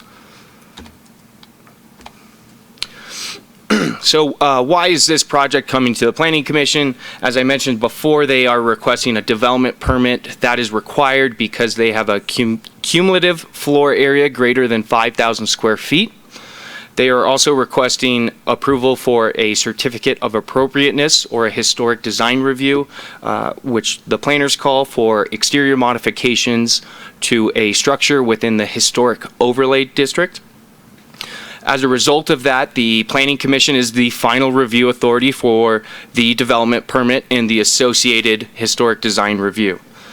When it comes to reviewing development permits, the primary focus is on building layout, design, and compatibility. So compatibility with the existing use in the property and compatibility with the surrounding areas and the possible existing and future uses in the surrounding areas. For certificate of appropriateness, the primary focus is on the character, scale, and design to ensure consistency with the historic design guidelines. In addition, it is to ensure that the proposed project would not adversely affect the character of any existing historic resources or surrounding historic resources, in addition to the character of the historic areas adjacent to the project. So the project was reviewed by the HPAC on April 24th. Overall, the HPAC felt that the design and materials were appropriate and consistent with the historic design guidelines. However, there were some concerns raised due to the modifications from the previous project.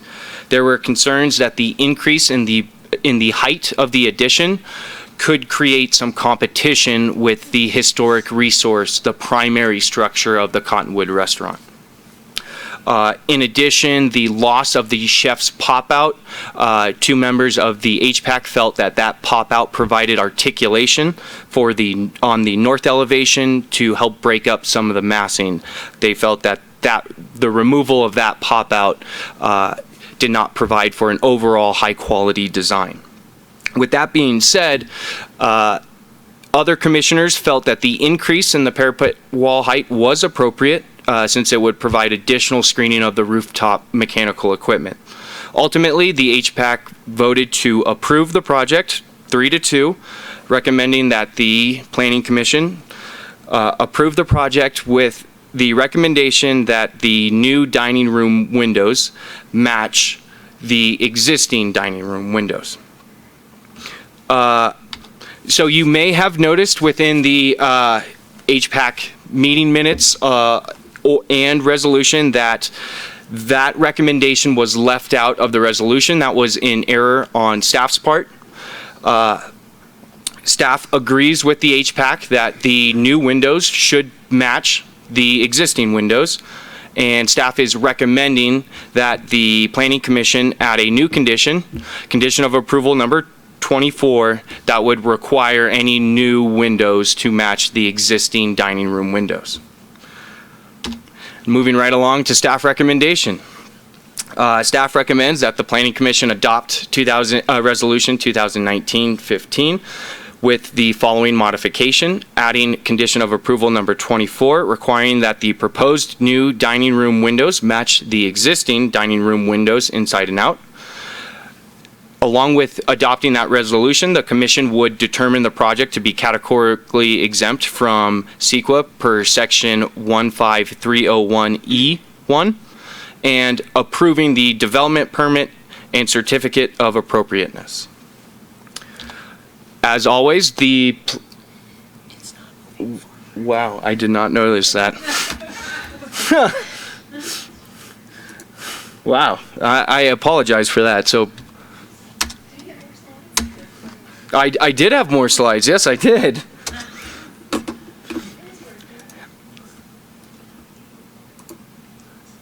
It's yeah, I've been having problems. This has been kind of an ongoing problem the last couple months, so we obviously need to work with our IT staff to figure out what's going on. It's usually only mine too. Sorry, so I had some of the site planned and elevations as I was going along, but ultimately. Here we are at alternatives. So, as with any project, the Planning Commission has alternatives at their discretion. You may continue the hearing requesting additional information either from the applicant or staff. The Planning Commission may add, delete, or modify the conditions of approval. And the Planning Commission may also deny either the development permit or certificate of appropriateness on the basis that one or more of the required findings cannot be made. That is all I have, very short. The applicant team is here. I'm not entirely sure if they are planning on providing a presentation. They are, so I will turn it over to them. Okay. We're now going to the hearing part of the proceeding. The applicant will have 15 minutes to make a presentation, followed by public comments, and then the applicant's response, if any. Thank you, Mr. Skierski. I appreciate that presentation and a thorough staff report. My name is Robert Green. I'm one of the owners and present caretakers of the historic building that exists at the Cottonwood Restaurant, and with me is my wife Kathy and our construction consultant Paul Combs. I'd like to give you the larger picture first, and Kathy and Paul Combs will have details, so they'll probably have more answers to your questions than I will. But just a couple of thoughts I wanted to start off with is, first of all, what we're trying to do in the basic building is we view Cottonwood as a significant historic community asset that we are the current caretakers of, that we'd like to continue into the future. And we see it as like a living, breathing resource, because as a business that's also historical, it brings people in there every day. And when I was in there today working, a mother and her little girl, about 4 or 5 years old, came in to get a gift card, and the little girl's looking around going, wow, Mom, look at the skis, look at the sleds, look at the, so these were people that were not in a museum, but they're in a place of business. And so what we're trying to accomplish with the kitchen is to keep that business in a condition that it can continue into the future and allow whoever is owning it at a given time to have the facilities they need to maintain the real historic value of the building as it exists.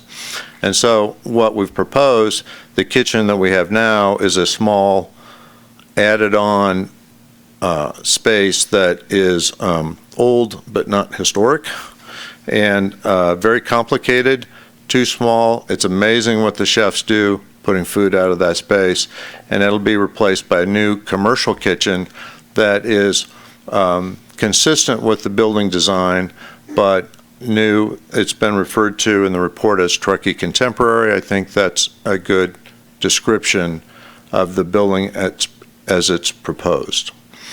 So if this project is approved and we can build a new kitchen, then we can maintain the business over the long term that allows us to maintain the existing historic building and bring in the members of the public into that space for a long time to come. And the second point I want to address was its role in the hilltop, because one of the findings is you have to make is that it's consistent with the area that it's in. And right now there's nothing else on the hilltop. But you can imagine what could be up there. And you could imagine that if Cottonwood, this historic building, is a functioning restaurant, it could be an anchor for that space. And the Hilltop Master Plan has some proposed open spaces. It has a proposed small commercial area. And the plan talks about a village feel within a town. And a functioning restaurant like Cottonwood in that space would be part of that village feel. But also, I see it as kind of a seed or prime the pump kind of business for the hilltop, because we'd all like to see that hilltop get developed. And if Cottonwood doesn't have its new kitchen and it has the old kitchen, it's not functioning as well as it should, it doesn't look great. But if we do have a new kitchen and there's a thriving business there, new developers will come in that have a vision for the hilltop that would be a benefit to the community and be willing to take that leap because they can see that we're there and it's functioning, and they could have a vision of how to finish developing the hilltop. So those are my comments. We have with us a board that's got the kind of materials that we want to use. We've been approved. We're 3 for 3 on approvals so far. If we get yours tonight, we get 4. We'll go to the building department and we'll get her done. Thank you. Thank you, Mr. Green. Okay, now is an opportunity for any public comments. If any members of the public would like to speak on this matter, would you please approach the lectern? Okay, I do not see any public commenters coming forward, so we'll now move on to questions by the commission of either staff or the applicant. I'm trying to remember what it's. We're going to see if there's questions for the applicant. We'll ask you to come on up. Do you have a question for the applicant, Susie? Yes. Okay. Am I the only one? Could you come on up to the podium, please? Okay, while they're coming up, I'm just going to state that I have worked at the Cottonwood for a number of years, sometime around the 1999, 2000, possibly another year after that. I don't think that requires that I recuse myself, having been employed there previously through different owners, correct? Okay. I also want to say that my wedding rehearsal dinner was held there as well. So I spent a bunch of time in this restaurant. I I do feel a little bit protective of it, even though it is not mine. So I just want to say, first of all, there was an error on page 2 of the staff report that said this building was from the early 29th century, which is slightly comical. Definitely not from the 29th century. So I wanted to ask you guys, when I was just surprised when I first saw it. I saw a kitchen addition, and so I imagined an addition onto the kitchen. This is a separate addition for a new kitchen. So what is the reasoning for moving it to the opposite end of the building that is more visible, that is part of that, the view down and visible from below? Well, there's multiple issues as we first looked at it. The existing kitchen is actually made up of 3 different structures that were built over time. One of them was the addition that was referred to that happened in the 40s when a kitchen was put on the old lodge.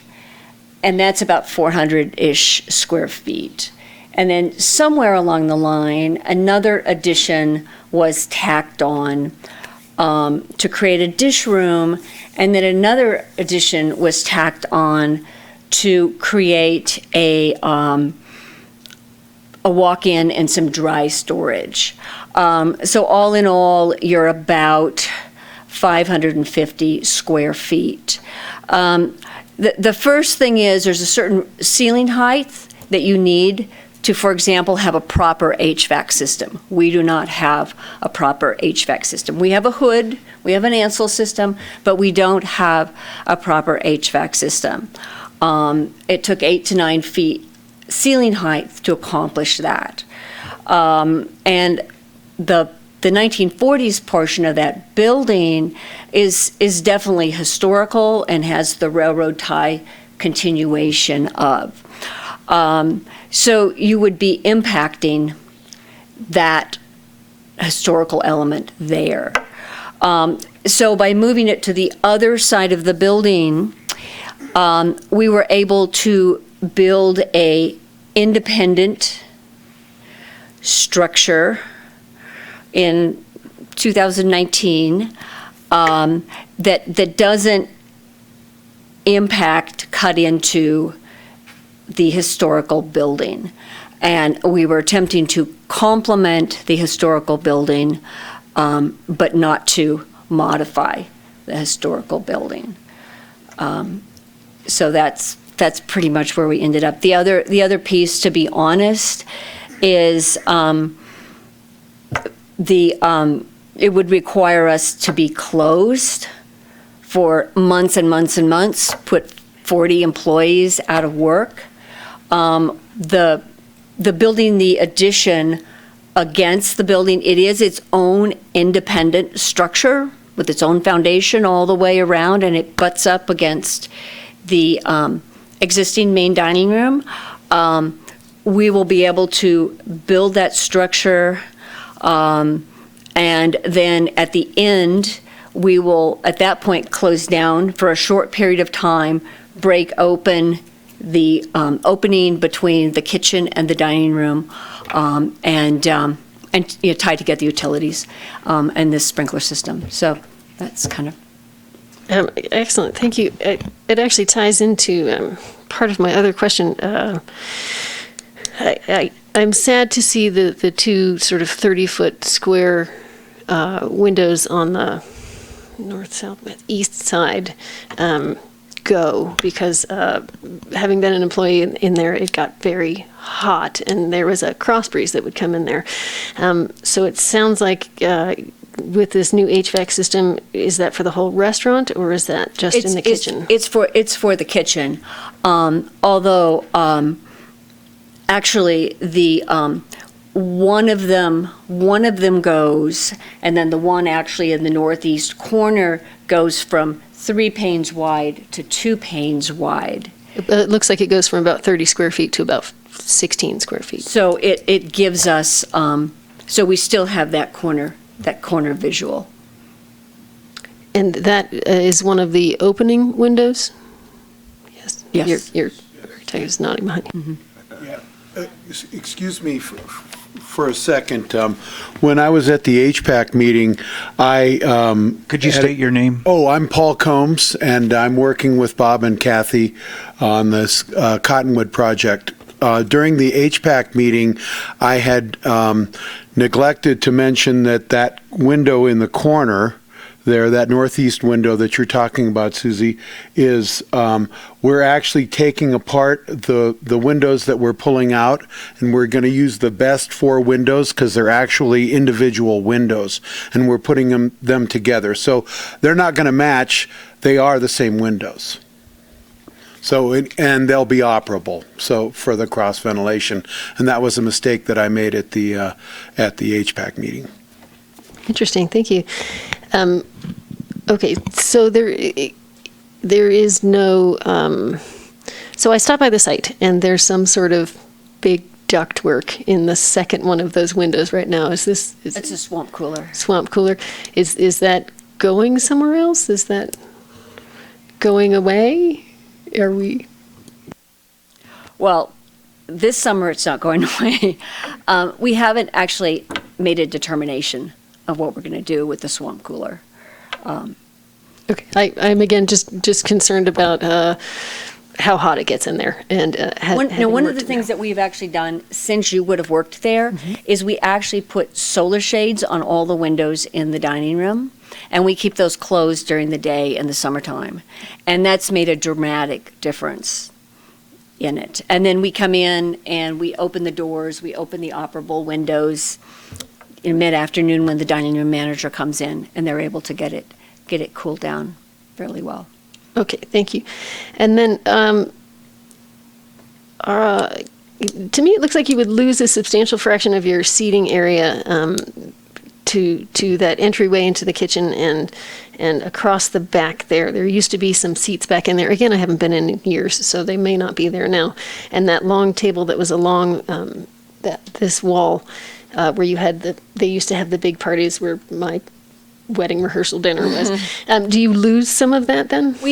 Back in the corner by the emergency exit, and those are the table number, the 50s table numbers, we will lose about 6 or 8 of those seats.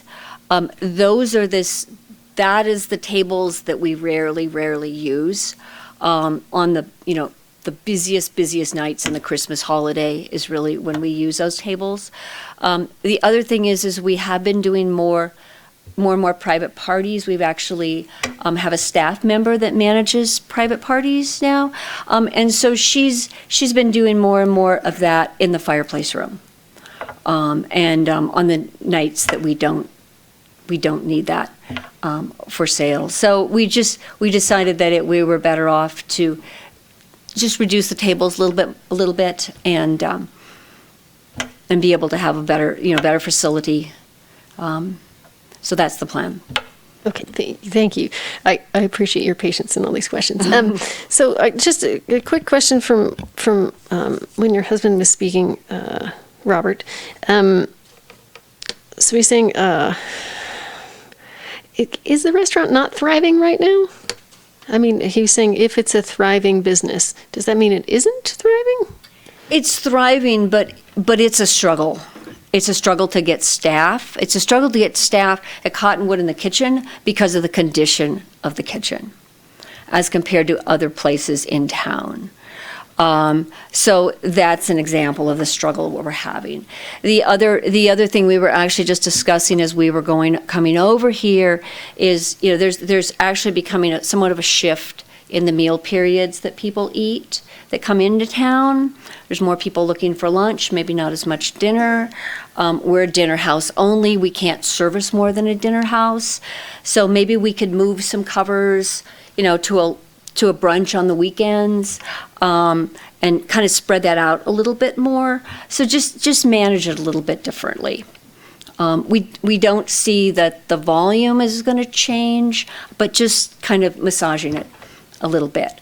Not be looking for all of our staffs to come in for a 5-hour shift at the end of the day, but being able to offer them a longer shift. Okay, excellent. And so this would help boost a thriving business with the easier to staff kitchen. Right, and we're not looking out the next 5 years. We're looking at the next 20 years. What do we need to keep Cottonwood thriving?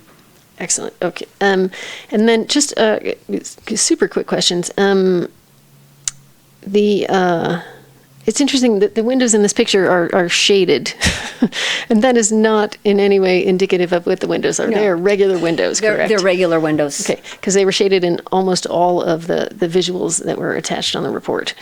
And I do see. I am a little bit concerned that the vote was really close for the historical preservation advisory committee. I see their point of the chef's table sort of creating articulation, and was just too expensive. What was with the chef's table? It was a combination. Obviously, the overriding thing about the chef's table was the cost. It was additional cost not only to construct it, but it was additional cost. We pay our rent based on the square footage of the building, and we have a lease revision that's based on the square footage of that addition. So if you extrapolate that over the next 20 years, it was a significant amount of money for a space that in reality was right next to the line. So the reality is we really weren't going to use that rarely for customers to be sitting in the kitchen as the line is trying to put out 250 or 300 dinners in a night. That's not feasible. And then as a manager, what it would have turned into is more horizontal space for my staff to stack stuff on. So overriding was the money, but then there was the other considerations. It just got thinking more and more. It wasn't realistic by our line. Okay, and then it does appear that at least, I can't remember, three of the kitchen windows, well, one of the windows is off the dish room, but two of the windows do open, correct? Yes, they do. Okay, and but there will be an AC system for the kitchen? There's an HVAC system which will circulate the air. It's not a formal air conditioning system. The consensus was that we didn't actually need that, although it will be built so that if a future point in time we need to add an AC system to the heating system, we can do that. But we'll have real nice circulation of air, and the heat will be pulled up that's coming off of the line. So it'll make such a difference for the staff to work there. Okay, thank you so much. That's all the questions that I have. Do you have any questions, Jerusha? I do not. Okay, I don't have any. Dave, do you have any? Question for staff. Kirk, I just want to get a clarification here. In your presentation, you were mentioning that HPAC's recommendation was that the windows, in the new windows in the dining room, I believe is what you said, match the old windows. If I'm understanding this, there are no new windows in the dining room. It's new windows in the kitchen. Is that what you? So on their plans, if we look, let's see here, this window in this corner right here is proposed to be replaced. Okay. So that new window would need to be consistent with the existing dining room windows, and it appears from the applicant's response that they intend to do so. Right, Thank you. So that's going to be modified. Well, it'll be the original windows. Thank you. Yeah. Reconfigured. Only question I had. Then we'll go ahead and move on to deliberations. Can I add one comment on that? Okay. We're very comfortable with the additional condition. I'd just like to make sure it includes the word dining room, because there are new windows on the kitchen portion of the project that are going to be a little different than what's existing in the dining room. So the condition needs to say the new windows in the dining room need to match the existing windows in the dining room. Right. You addressed that in the staff report. Correct. That part. Staff agrees. Yeah. Thank you for the clarification. Okay, thank you very much. Okay, we'll move on to commission deliberations. I'm open to anybody who wants to speak up.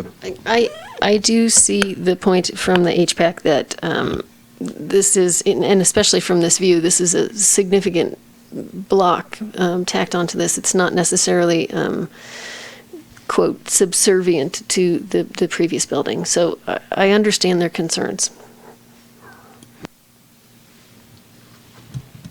I'll just state that I actually like it without the pop-out. I think it fits the architecture better. And then if there's anything we could do, because it talks about that tree as being a proximate location, and if there's anything that could be done to save that, I think it would really help screen and retain the views from, not that the views are bad, but retain the views looking up the hill. So the new kitchen doesn't pop out as much. Commissioner Hall, are you asking for a change in the resolution and the conditions, or? Do you want to clarify? Well, so there are actually 4 trees that kind of line up on the ridge. That actually screen from the downhill side, that are downhill, that will screen the kitchen. The tree that's coming out actually sits in the kitchen, and it's over on the east side, so it really doesn't create any screen. But there is on the downhill side. There's a series of trees. Okay, thanks for that. You're welcome. Okay, back to deliberation. Any thoughts? That is it. Okay.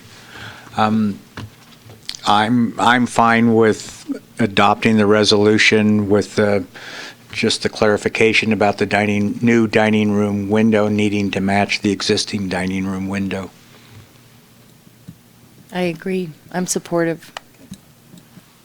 I'd like to make a motion that we adopt resolution number 2019-15 with the following modification. Add condition of approval number 24 requiring that the proposed new dining room windows match the existing dining room windows inside and out.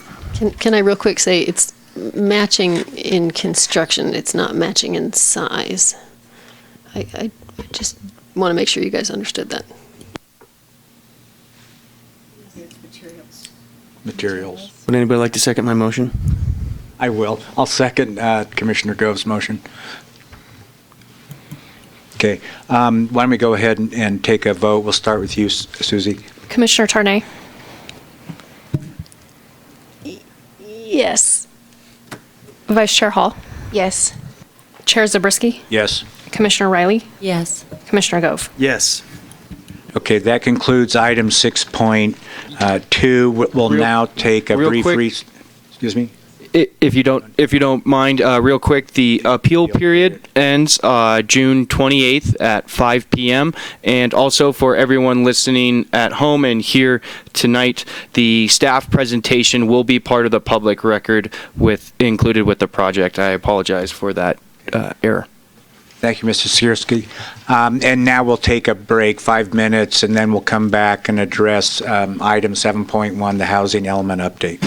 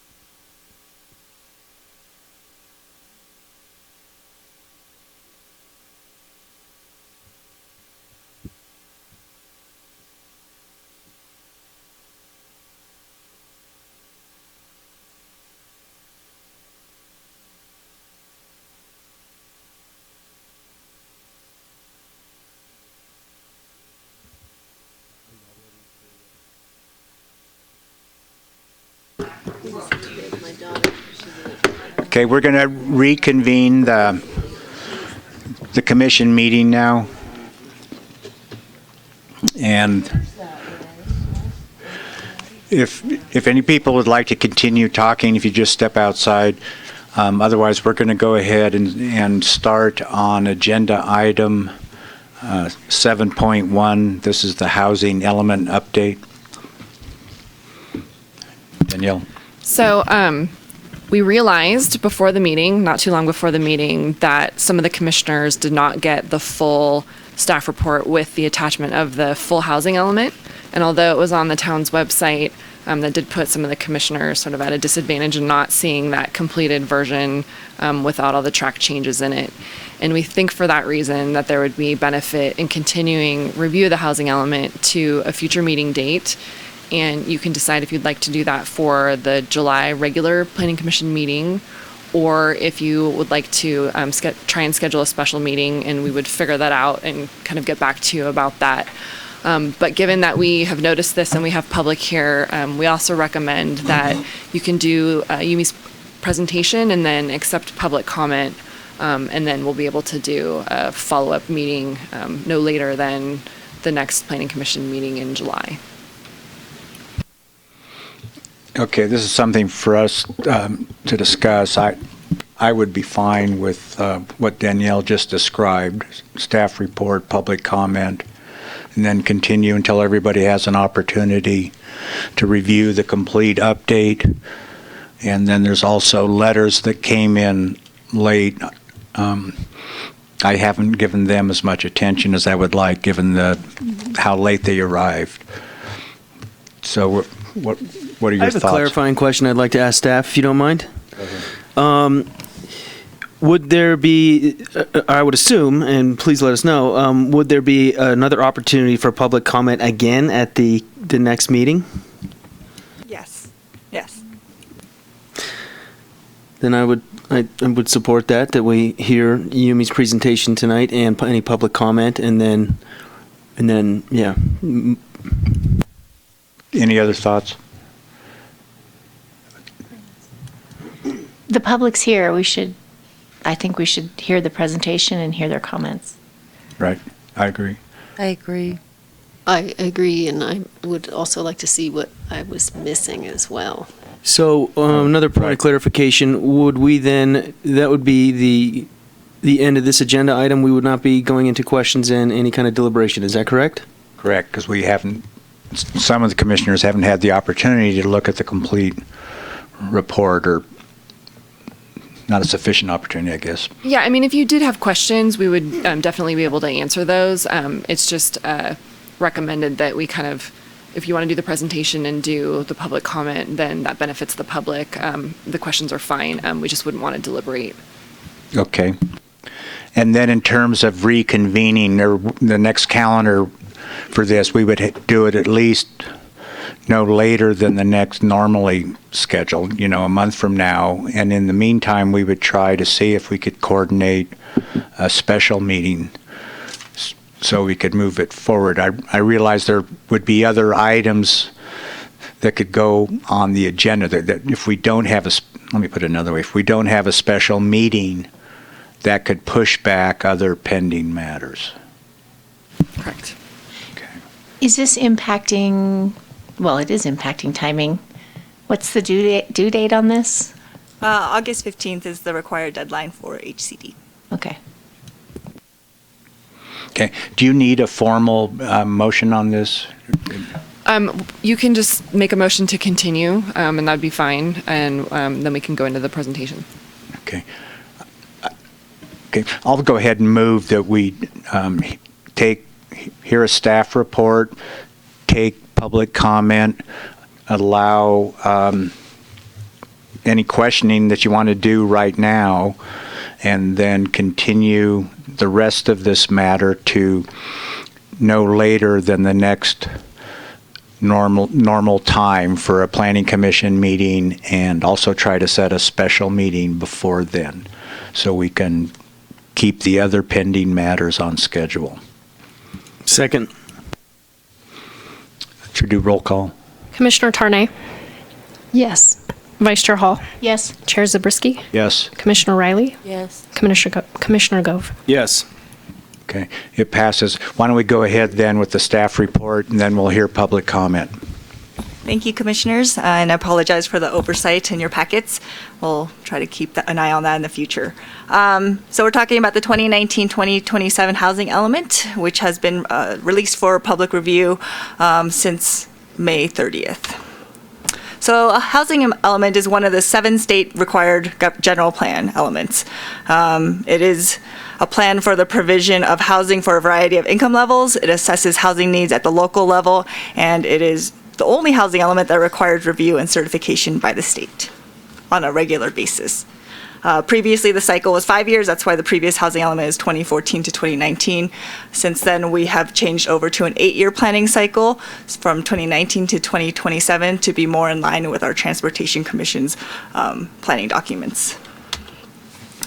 So why are we updating the housing element? First, as I stated, it's mandated by state law, but it also ensures future policy is relevant to community needs, challenges, and opportunities.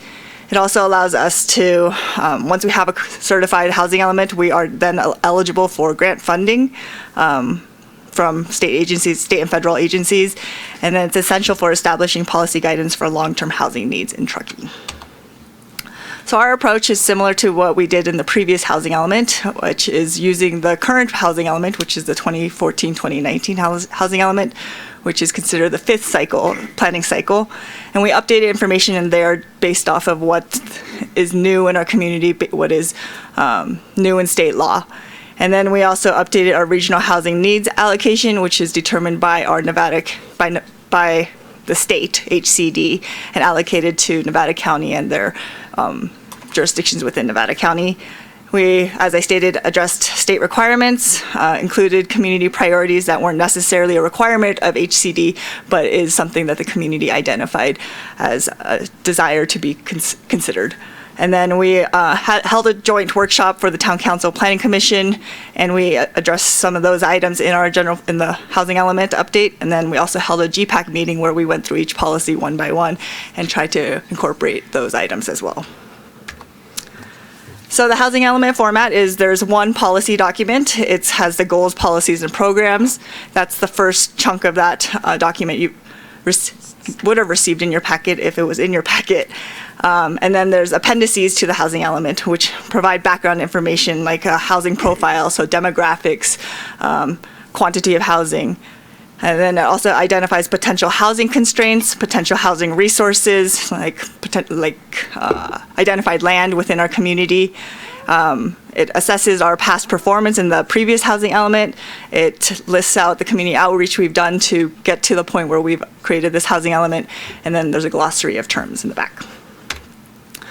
So the first thing one of the most important things about the housing element in the eyes of state law is the regional housing needs allocation, which is called the RHNA. And that's where the state identifies what the need is, what they have identified what the need is within our county, Nevada County, for housing. And that's based off of population counts and housing types within our community.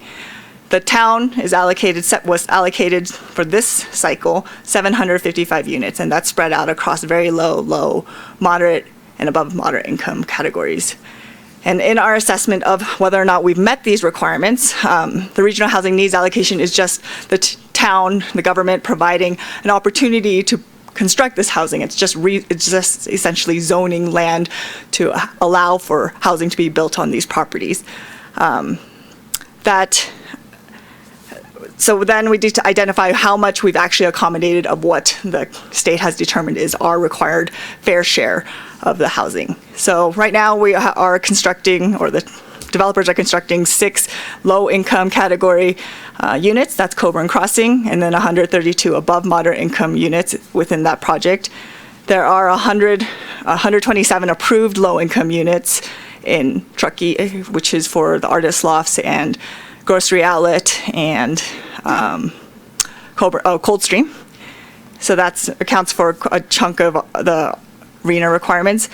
And then we also identified vacant land or available land that could be turned into housing. And that was identified to be about 1,200 units for low and moderate income. So actually, we have found in our assessment that we are above, we have met our RENA requirement and went beyond. And a large chunk of that is our rail yard, the creation of the rail yard master plan and the zoning for that. So in actuality, the RENA is not one of our biggest focuses in this cycle. It has been in the past, but it's not one of our biggest focuses since we are in compliance with state requirements for that. So now that gives us an opportunity to actually look at what our community desires outside of what the state requires. So as I noted in your staff report, there are many policies and programs and goals within the housing element. I've identified some noteworthy changes in broad categories. I haven't put in every policy or program within the staff report. I do have backup slides if you do want to get into detail and drill down into particular policies and programs. But as I noted in your staff report, I've kind of categorized them into 6 different categories.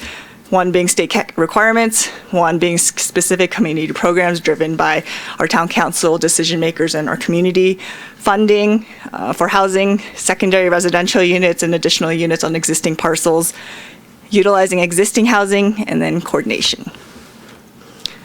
So I put all of the policy language for each of these in the slides. I'm not going to read them to you, but I just wanted to get them to you in the categories that I've defined. So the state requirements, based off of state law, we've identified the need to incorporate a no net loss policy within our documents, which requires that we cannot reduce the density of the properties.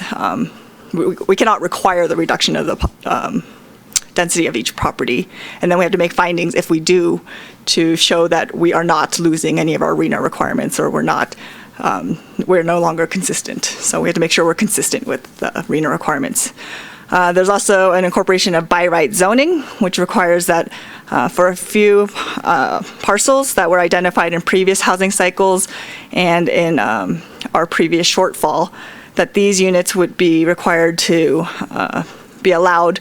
Development on these properties with 20% low-income housing would be required by right. So that would mean that we would create policy in our development code that says that community development director is actually the review authority for that project rather than the planning commission in most cases, and that the use is allowed by right. And then we would also want to create objective design standards so that we could check the boxes and make sure that it meets those requirements before approval. So at the request of Chair Zabriskie, I put down the five parcels that were identified in that policy. So Upper MacIver Dairy, the Arnold Properties, Winter Creek Multifamily, and then Jorgen Ranch Parcel 4 is over here. And downtown is down here, just in case that needs to orient you. We also incorporated specific community programs, and those include voluntary rezones. So with the Planning Commission and Town Council's direction, we've identified about 8 sites that would be great to rezone or explore rezoning of these properties for residential uses. This isn't a requirement. We haven't actually drilled down to each of these properties to see what's appropriate and what's feasible, but these are identified as candidate sites to look at. And then based off of Mountain Housing Council's policy recommendation a year ago, we are looking at incorporating achievable housing as something to explore within our inclusionary housing ordinance. And then also, I provided 3 slides here about where those specific rezone sites or candidate rezone sites are located. So on the west side of Northwoods, there's the RPL property. High Altitude Fitness, which will be a gym here, has a residential location just east of that site. The Gateway site behind Safeway. The Jaboom site downtown. Tahoe Truckee Lumber downtown. The town's Riverview Courtyard, and then Jorger Phase 3, which is cut off, but is where the current construction of Rayleigh's is going on. And then, of course, Gray's Crossing, which you are familiar with. Another component to housing that has been identified, or is something that we all know is necessary to actually construct housing and provide housing to our community, is funding. And we identified 2 additional programs within the housing element to support stable funding sources, including looking at a potential increase in transient occupancy tax and parcel taxes within our community to help fund housing, and then encourage the town council to annually review their budget for potential to include housing opportunities within the yearly annual budget. Additionally, secondary residential units have been identified as a key source of creating housing within existing neighborhoods and on existing parcels. So we've included programs for looking at how to lift restrictions in HOAs that prohibit secondary residential units, looking at ways to address septic systems in parcels that are required to, that currently do not have access to public sewer, which hinders their ability to construct secondary residential units on site. And then we're also including a program for an ADU pilot program, which would be a partnership with the Mountain Housing Council potentially to, or other regional housing entity to create a streamlined avenue to construct ADUs on existing properties. And then the council and the commission were interested in looking at a multi-unit overlay within existing secondary residential units. So a lot of these policies are exploratory at first, and then we'll see where that takes us and what's feasible in the long run. Utilizing existing housing, another big topic in housing is how to use our existing housing that's vacant from vacation homes and short-term rentals. So one of our programs is to look at how we can incentivize conversion of vacation homes and short-term rentals to long-term rentals, and then look at a program like Veil in Deed, where you would do a deed restriction purchase program to incentivize homeowners to to deed restrict their housing for locals or for a workforce or affordability. Additionally, for the same topic, for utilizing existing housing, currently we do have a number of mobile home parks within our community. So there is language that looks at preserving existing mobile home parks within our community, improving our existing mobile home parks, and then we are proposing an amendment to this program to inventory existing mobile home parks, since there appears to be a discrepancy between what the Department of Finance is calculating for mobile homes, the amount of mobile homes within our community versus what HCD is finding. But since we don't know which one's right, and they're both state agencies, we think that it's important for us in the long run to do an inventory to actually determine what is the existing conditions before we actually create policy. And then also add a note on this table. I think it's the only table in the policy document that states that while HCD doesn't identify mobile homes in their at-risk category, we can, as a town, identify that there is some concern or some monitoring of the mobile homes as they're changing hands and new owners are purchasing the properties, and ensuring that those units continue to be available. So we're proposing to add this note under this table in the housing element. And then, of course, we're looking at coordination.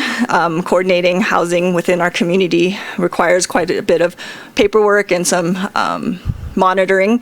So there is some coordination between jurisdictions, since we are a regional, we do have regional partners. So creating a new regional housing entity, since Mountain Housing Council is soon going to be disbanding, and then looking at hiring a housing coordinator within the town to help facilitate the creation of new housing within our community. So far, this is the public participation we've done so far. As you know, we did a housing study in 2016, which helped facilitate the workshops in 2017, the 3 workshops on housing specifically in 2017, which then led to our housing work plan, which is similar to our housing element in terms of creating programs for implementation. And then we've done 3 Truckee First workshops, which is part of our general plan update as well. We've held a GPAC meeting to discuss existing policy, completed a joint Town Council Planning Commission workshop, which you, of course, attended, to discuss potential policies and existing policies. We went to GPAC for their feedback on the a preliminary draft of the housing element, a version that you looked at today. And then we're here today at the Planning Commission hearing. Of course, we'll add another bubble to accommodate for your next hearing. And then we'll look at Town Council will look at this in July or August, and then we'll send it into HCD for final certification. And we are currently in our 60-day review process for the current public review draft. That doesn't mean we can't make changes in the near term. It just means that they're looking at it for housing element law compliance. And because there was because we used the 2014-2019 housing element as our foundation, in 2014-2019 we found that the housing element, since it's a policy document and isn't actually compelling development, we found that the negative declaration, that no impact was found with that document, and since the current document is not creating additional impact over the 2014-2019 housing element, we thought an addendum to that, finding that there's no impact to no environmental impact, it was an appropriate review. So we've received actually 4 public comments, one from resident Ward Fansler regarding long-term RV residents, from Contractors Association of Truckee Tahoe, which provided a detailed letter regarding many policies and programs within our housing element and what they support and what they don't support or what they want to see revised. One of their main components was looking at fee waivers and reductions to incentivize housing. And then the Family Resource Center was focused on mobile home park preservation. And then, as you know, we've received a last-minute public comment from the Legal Services of Northern California, which we have not yet reviewed in detail. So the findings to approve a housing element or to recommend approval of a housing element is that well, first, it's a legislative act, so it's a law that we're putting into place. And the only 2 findings we need to make is that the housing element is internally consistent with our general plan, and that it is not detrimental to the public interest, health, safety, convenience, or welfare of the town. So in the future, we will recommend adoption of this resolution and approval of the addendum to the housing element. And that's all I have for tonight. Thank you, Yumi. Now what we will do is go to hear public comments, which are very important to the commission, both the written and the verbal public comments. We won't be engaged in deliberation tonight, but we do want to hear from everybody. When the commission does deliberate at the next meeting, that will result in our recommendations to the town council. And then the town council will vote on the final form of the housing element subject to, then HCD is going to see it again. We'll hear back from them. So I assume all of the people that are left, for the most part, want to provide public comment. That's 3 minutes apiece. Begin by stating your name. As long as we have a handful of people up here, you don't need to get up immediately if you prefer to sit down. Okay. And so we'll go ahead and begin with the public comments. So my name's Katie Joe. I'm a staff attorney at Legal Services of Northern California. I have public comments that oral public comments that I want to address, but I was actually hoping that I am going to be also translating for several members of the community here who speak Spanish. I was hoping we could get a slight extension on the 3-minute limit just because there's going to be some translation going back and forth. And it's fine if not. I don't think they have that much to say, but I don't think they're going to be going far beyond 3 minutes. I don't think anyone else objects. Given the translation, I can understand why you would need more than 3 minutes. Within reason. Sure, absolutely. And again, I don't think they intend on being here for hours on end, but Can you real quick say your name again? I'm sorry. Katie Joe, J-O-H. My name's also on the written comment that we submitted. Okay. Mi nombre es Laura Cortés. My name is Laura Cortés. Vivo en Truckee por 27 años. I've lived in Truckee for 26 years. Trabajo en Food Valley Deli por 11 años. I have worked at Full Belly Deli for 11 years. Y en Truckee tenemos un problema que no tenemos vivienda. And in Truckee, we have a problem, which is that we don't have housing.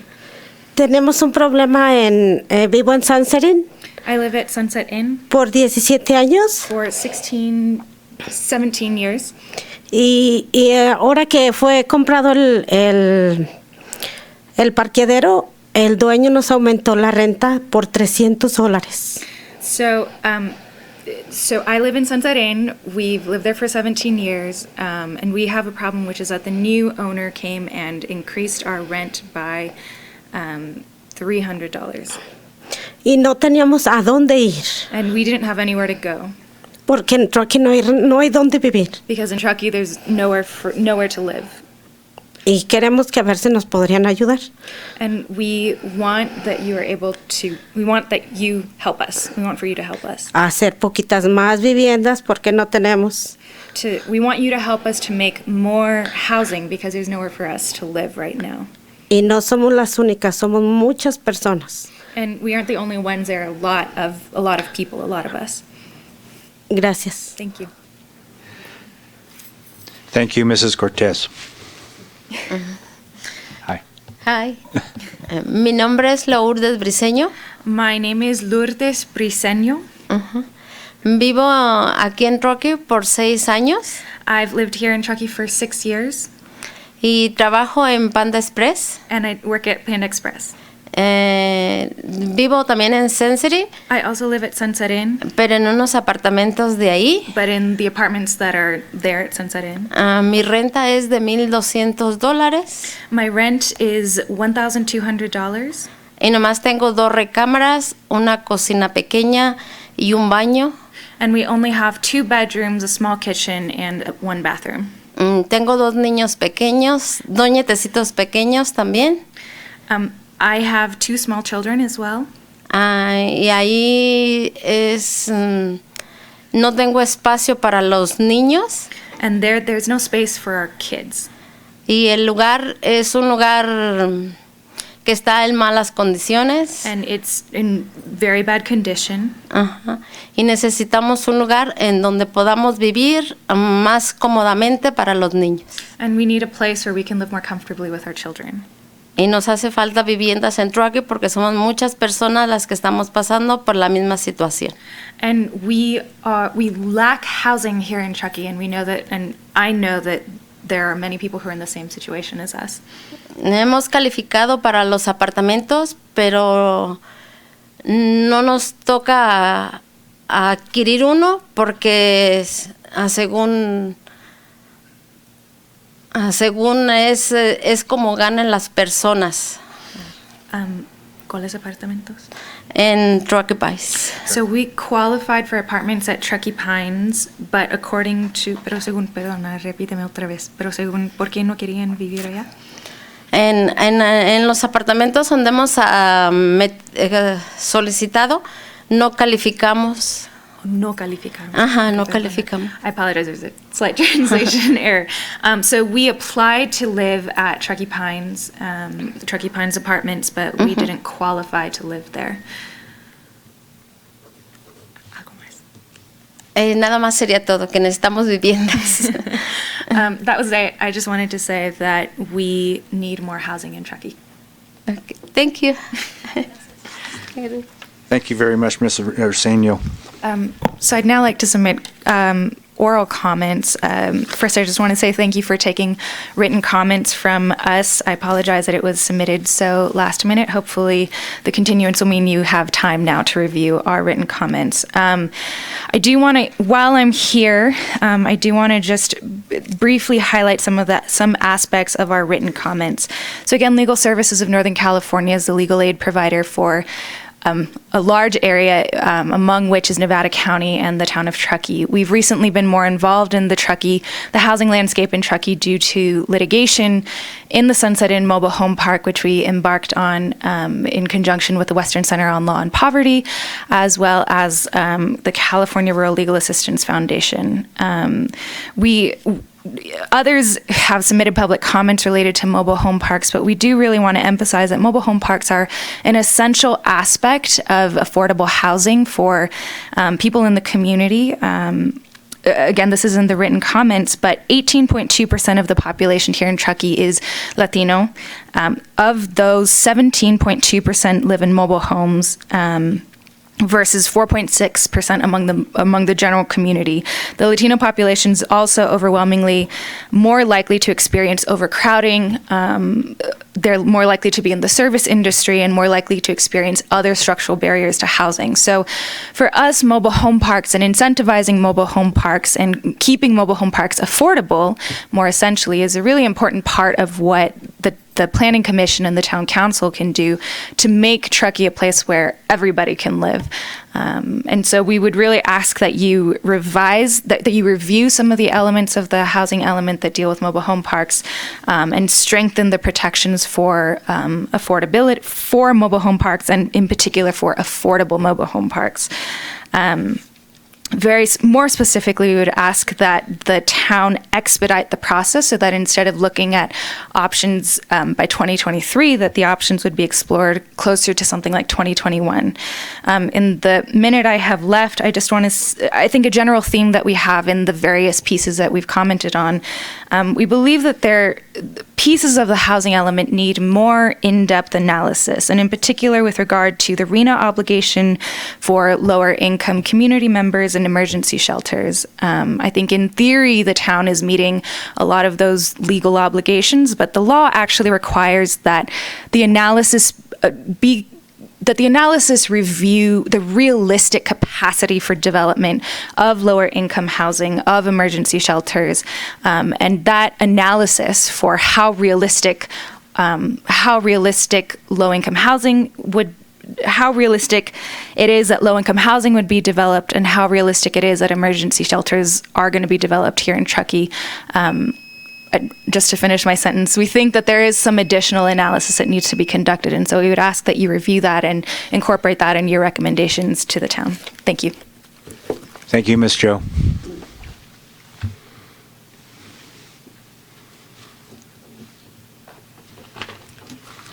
Good evening, Chair Zabriskie, members of the commission. My name is Pat Davison with the Contractors Association of Truckee Tahoe. I submitted a letter yesterday with lots of comments. I'm just going to cover a couple of them tonight. The first is the inclusionary and workforce housing policies. We've opposed these for years. After the recession, however, the town's housing advisory group came to agreement about finding an alternative funding source to replace the ordinances. This text was added to the 2014-2019 housing element as a result of a vote at the June 26, 2014 work group. These two policies were not a sufficient or reliable source of affordable housing. The simple fact is, when there was no development, there was no affordable housing. There was also recognition by some that it was not fair or appropriate to place the burden for new affordable housing only on one segment of the community, new development. Even if no new development occurred, we would still have an affordable housing problem, and we needed a solution that was broad-based and not dependent on development. The other acknowledgement by some was that costs on a developer to get the entitlements and build these units are passed on to the market rate home buyer or consumer. So the cost of regulation does have some bearing on the sales price, which might affect overall median sales price. You know, that number that we all zero in on.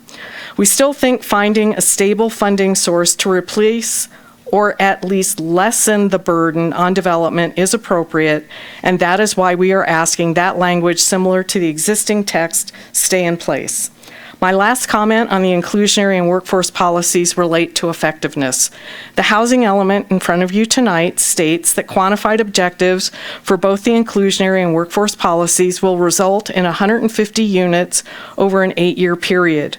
We suggest that more units could be created if the policies and programs were more user-friendly and flexible. The other topic I want to bring up tonight is that of adding achievable housing to our vocabulary, and thanks to staff for doing that in the glossary. But much more can be done. Adding achievable to both inclusionary and workforce ordinances is one suggestion, and considering that now, not next year, August of 2020. Additionally, we support exploring the potential to expand the range of housing incentives to the achievable income level. This is the missing middle where assistance programs do not exist. More to the point, I'm talking about how can we convince a homeowner to build a locals-only second unit.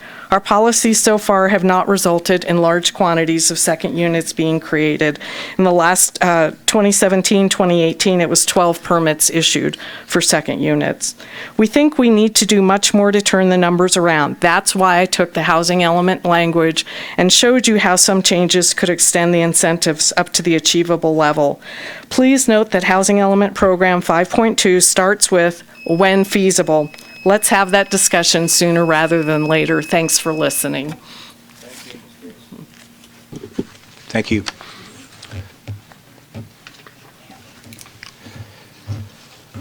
Good evening, Commissioners. I'm Christy Thompson. I'm a principal architect at MWA and a longtime community member.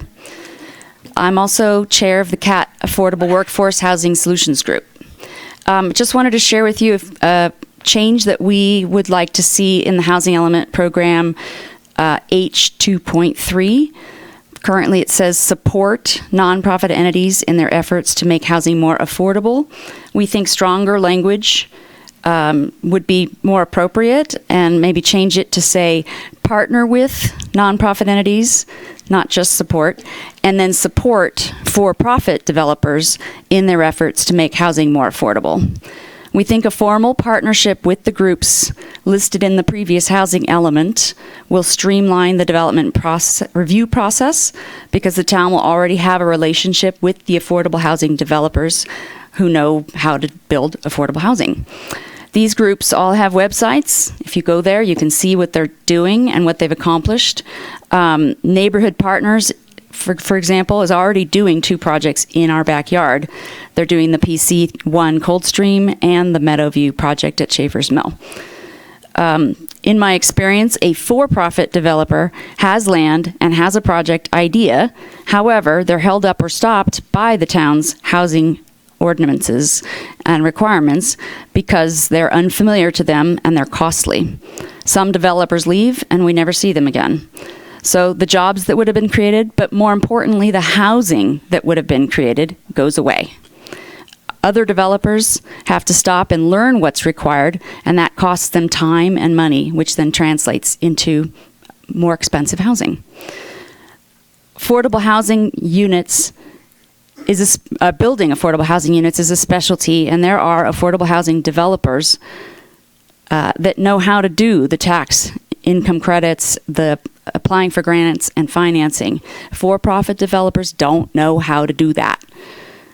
We're proposing that you make sure existing affordable housing developers know what is available in Truckee for development purposes, and that you're supporting the for-profit developers by providing a way for both groups to share information and possibly become partners in projects. Again, this would be a change intended to streamline the process and remove one hurdle that is currently in front of our for-profit developers. The end result, we want more units on the ground. Thank you. Thank you, Christy.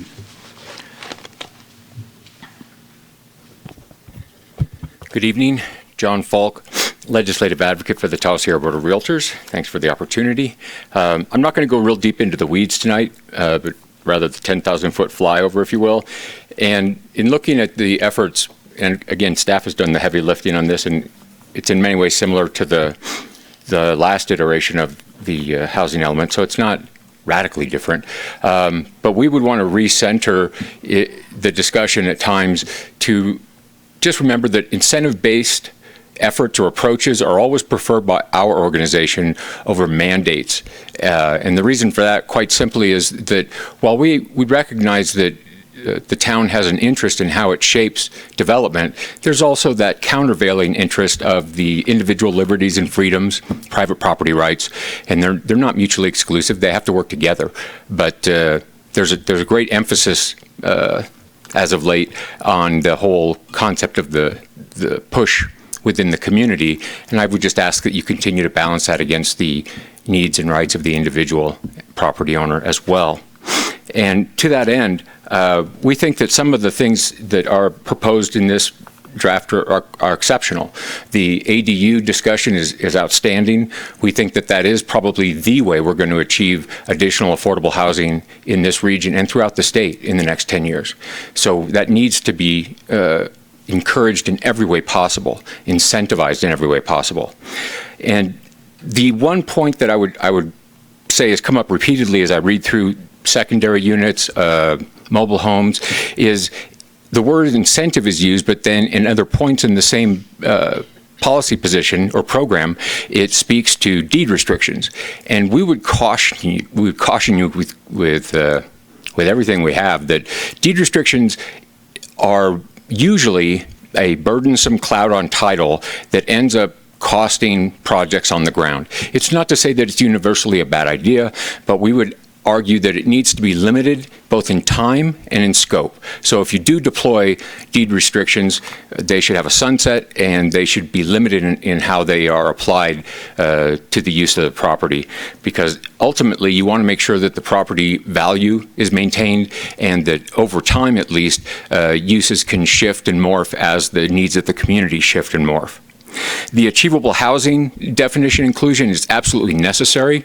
Up to 195% of AMI, area median income, is critical to actually housing that missing middle that has been spoken of repeatedly over the course of the last few years. And frankly, very low, and even to some extent moderate income monies are available from the state and Fed, mostly low and very low. But when it comes to the missing middle, if we don't have local funds, we're not going to get it done. Thank you. Thank you, Mr. Falk. Good evening, Chair Zabriskie and Commissioners. I'm Valerie Brinker, a resident and realtor. Just wanted to make note of a couple of things, is just to kind of follow up with what John said about deed restrictions. I just caution that it's it's weighed just the benefit of these deed restrictions versus the effect it's going to have on the property value in the end. And are you going to create incentives for people to perhaps, whether it's a waiver of some fees and building an ADU, or it's perhaps a down payment assistance in buying a property that has a deed restriction for locals only, that it is a big enough incentive if it is in perpetuity, or you do have options that perhaps have a sunset clause, because when it comes down to it, if there is a deed restriction in perpetuity, it's probably going to have a large enough effect on the value that in a resale that people aren't even going to use it. You know, you give me $20,000 to have a deed restriction and I sell a property 10 years down the road, and sure, I get average $2,000 a year for that incentive, but if I have to sell it at a $50,000 markdown because of the restriction, it's just not going to get used. And another thing I just want to mention about funding sources, I think that with the transient occupancy tax being raised, two disadvantages with that would be us competing against neighboring entities like Placer County. If their transient occupancy tax is not on par with ours, it may cause other people to, or just people to vacation there instead. And additionally, it's just not reliable. I think that a more reliable funding source would be like a parcel tax that everyone has that's consistent. It's a set amount. It's going to be the same almost every year, whereas you have something based on our climate, our weather, and you know, I'm pretty sure that we saw the transient occupancy coffers go down a lot in the winter of 17, 18, and they're probably pretty high this year in the winter. So I think that's another thing to take note of when it comes to funding sources. Thank you. Thank you, Mrs. Brinker.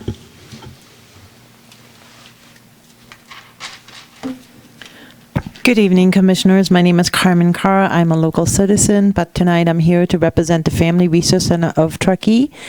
And I want to compliment the letter that Teresa, our current executive director, submitted to the staff and to the commissioners.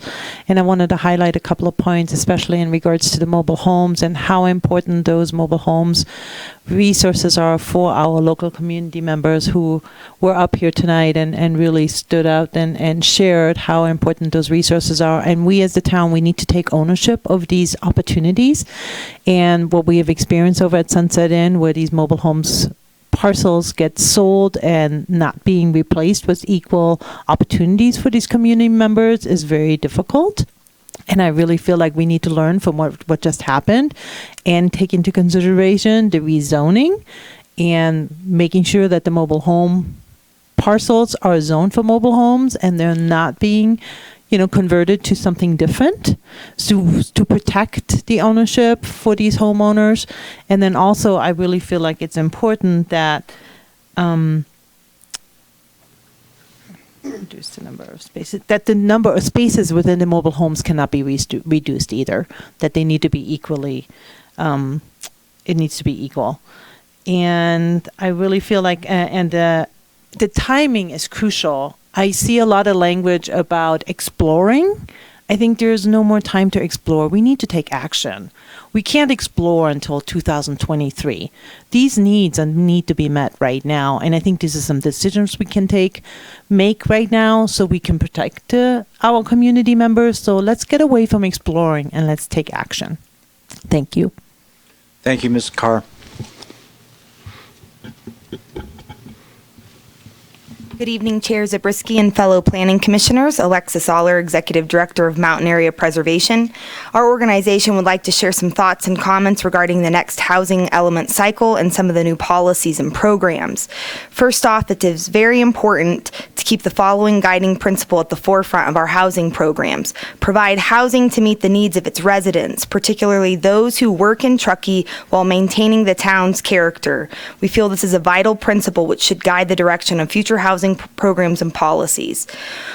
We are supportive of the achievable housing definition and the increased association of average median incomes, but we are concerned that housing for our low-income population may be lost or overshadowed if developers are allowed to satisfy their affordable housing requirements with increased average median incomes. We recognize we are in need of a variety of affordable housing stock, but let's not allow our low-income population to be lost in the process of for-profit ratios for future developments. We're very supportive of a deed restriction program to purchase for second homeowners to incentivize to deed restrict their property for local residential housing, similar to the Vail and Deed program. With over 7,000 vacant or seasonally used homes, we need to unlock our existing inventory to help with our housing crisis. From a land use perspective, this needs to be prioritized, along with streamlining and incentivizing accessory dwelling units and HOAs that currently do not allow those units. Analyzing rezone sites also needs to be thoughtful and vetted against true environmental analysis, potential impacts and meaningful mitigation measures for increased density, along with community interest in rezoning particular sites. Our organization would also like to have a better understanding of which sites will be prioritized for the SB2 funding, as many sites have been listed, but nothing has been communicated on prioritization. This will be an important community process that deserves transparency and thoughtful analysis. As the Planning Commission and Town Council are aware, MAP does not support the rezone of the Upper McIver parcel, and we continue to stress the fact that the site was not analyzed for this increased density and not suitable for 18 dwelling units per acre. The property was zoned resource conservation due to the steep slopes, dense tree stands, and wetlands. The housing element update is an opportunity to identify a new site and satisfy our RENA without Upper McIver. Not only was the rezone of the site not supported by MAP, many members of the public, the commission, and the council were also concerned about the constraints and whether or not this site was safe for housing. At the last General Plan Advisory Committee meeting, many members of the committee recognized the need to preserve current affordable housing such as RV and mobile home sites. This also needs to be prioritized in our housing element, with strong language and action for creating zoning to preserve mobile homes and RV sites while looking at ways to create rent stabilization in an expedited fashion. Thank you again for listening to our comments, and I hope you take our suggestions into consideration. Thank you. Thank you, Mrs. Aller.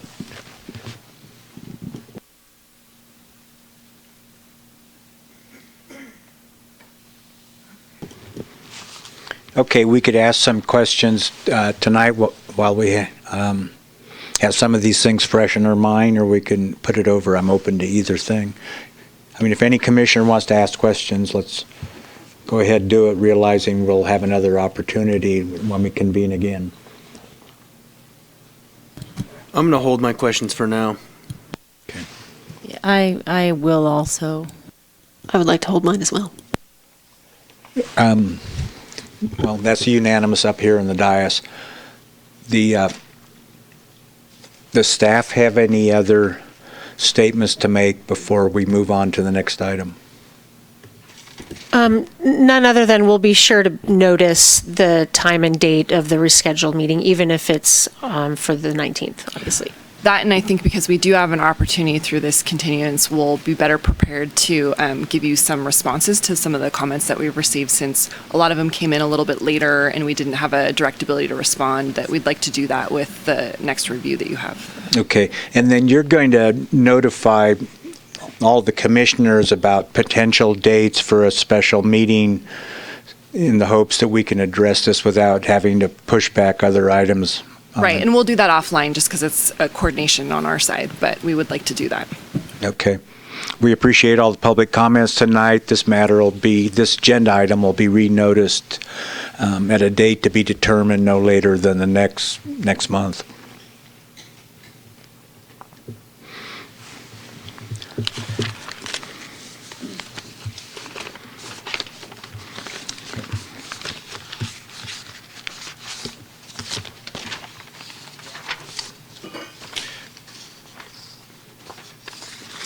Okay, the next item we have is agenda item 8, that's staff reports.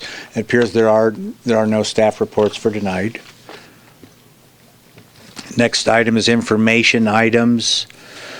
Do we have any information items? Yeah, I can briefly go over our upcoming meetings. So kind of following along that discussion, we do have a full agenda for July. We've got a project amendment for the Winter Greens cannabis delivery service. That should be a pretty quick item. We've got the village at Gray's Crossing. That's Yumi's project, so she'll be back here in a month or sooner. That'll be development permit, pretty substantial review process there. And then we've got an amendment to the Gray's Crossing temporary use permit. So that was before your commission just a couple months ago. They'll be back looking for an amendment. So at this point, the agenda, we won't be adding anything additional. Obviously, pending the scheduling for continued discussion on the housing element update. There are 2 GPAC subcommittees that have been formed. I think all of you are probably aware of this. We've got one that's going to be focusing on housing, and then one that's focusing on climate action and strategies.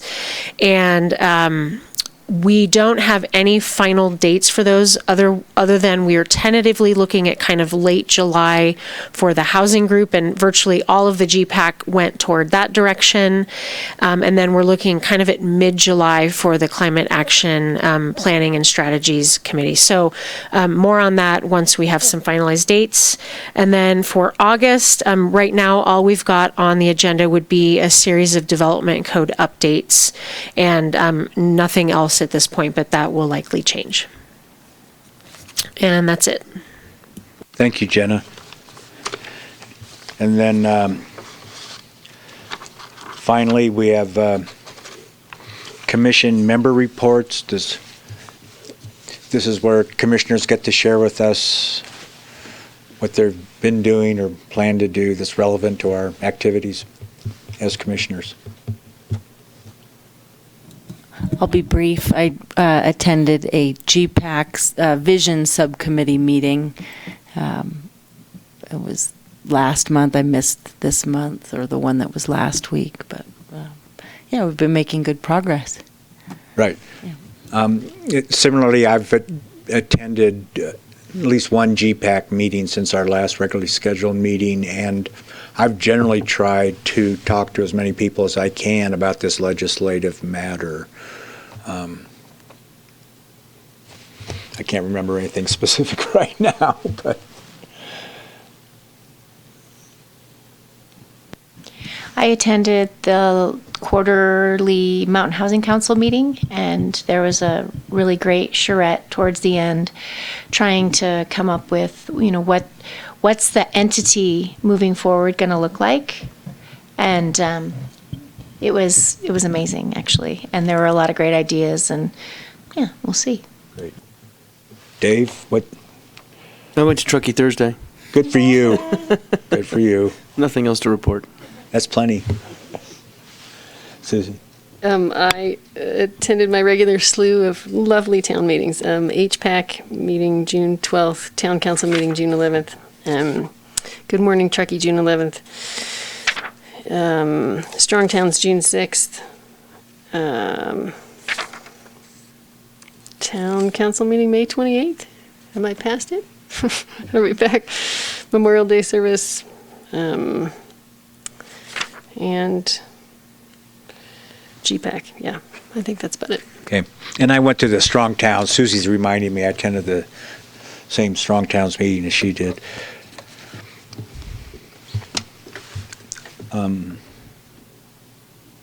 Okay. Does anyone have anything further to add before we adjourn? Okay, this commission meeting's adjourned.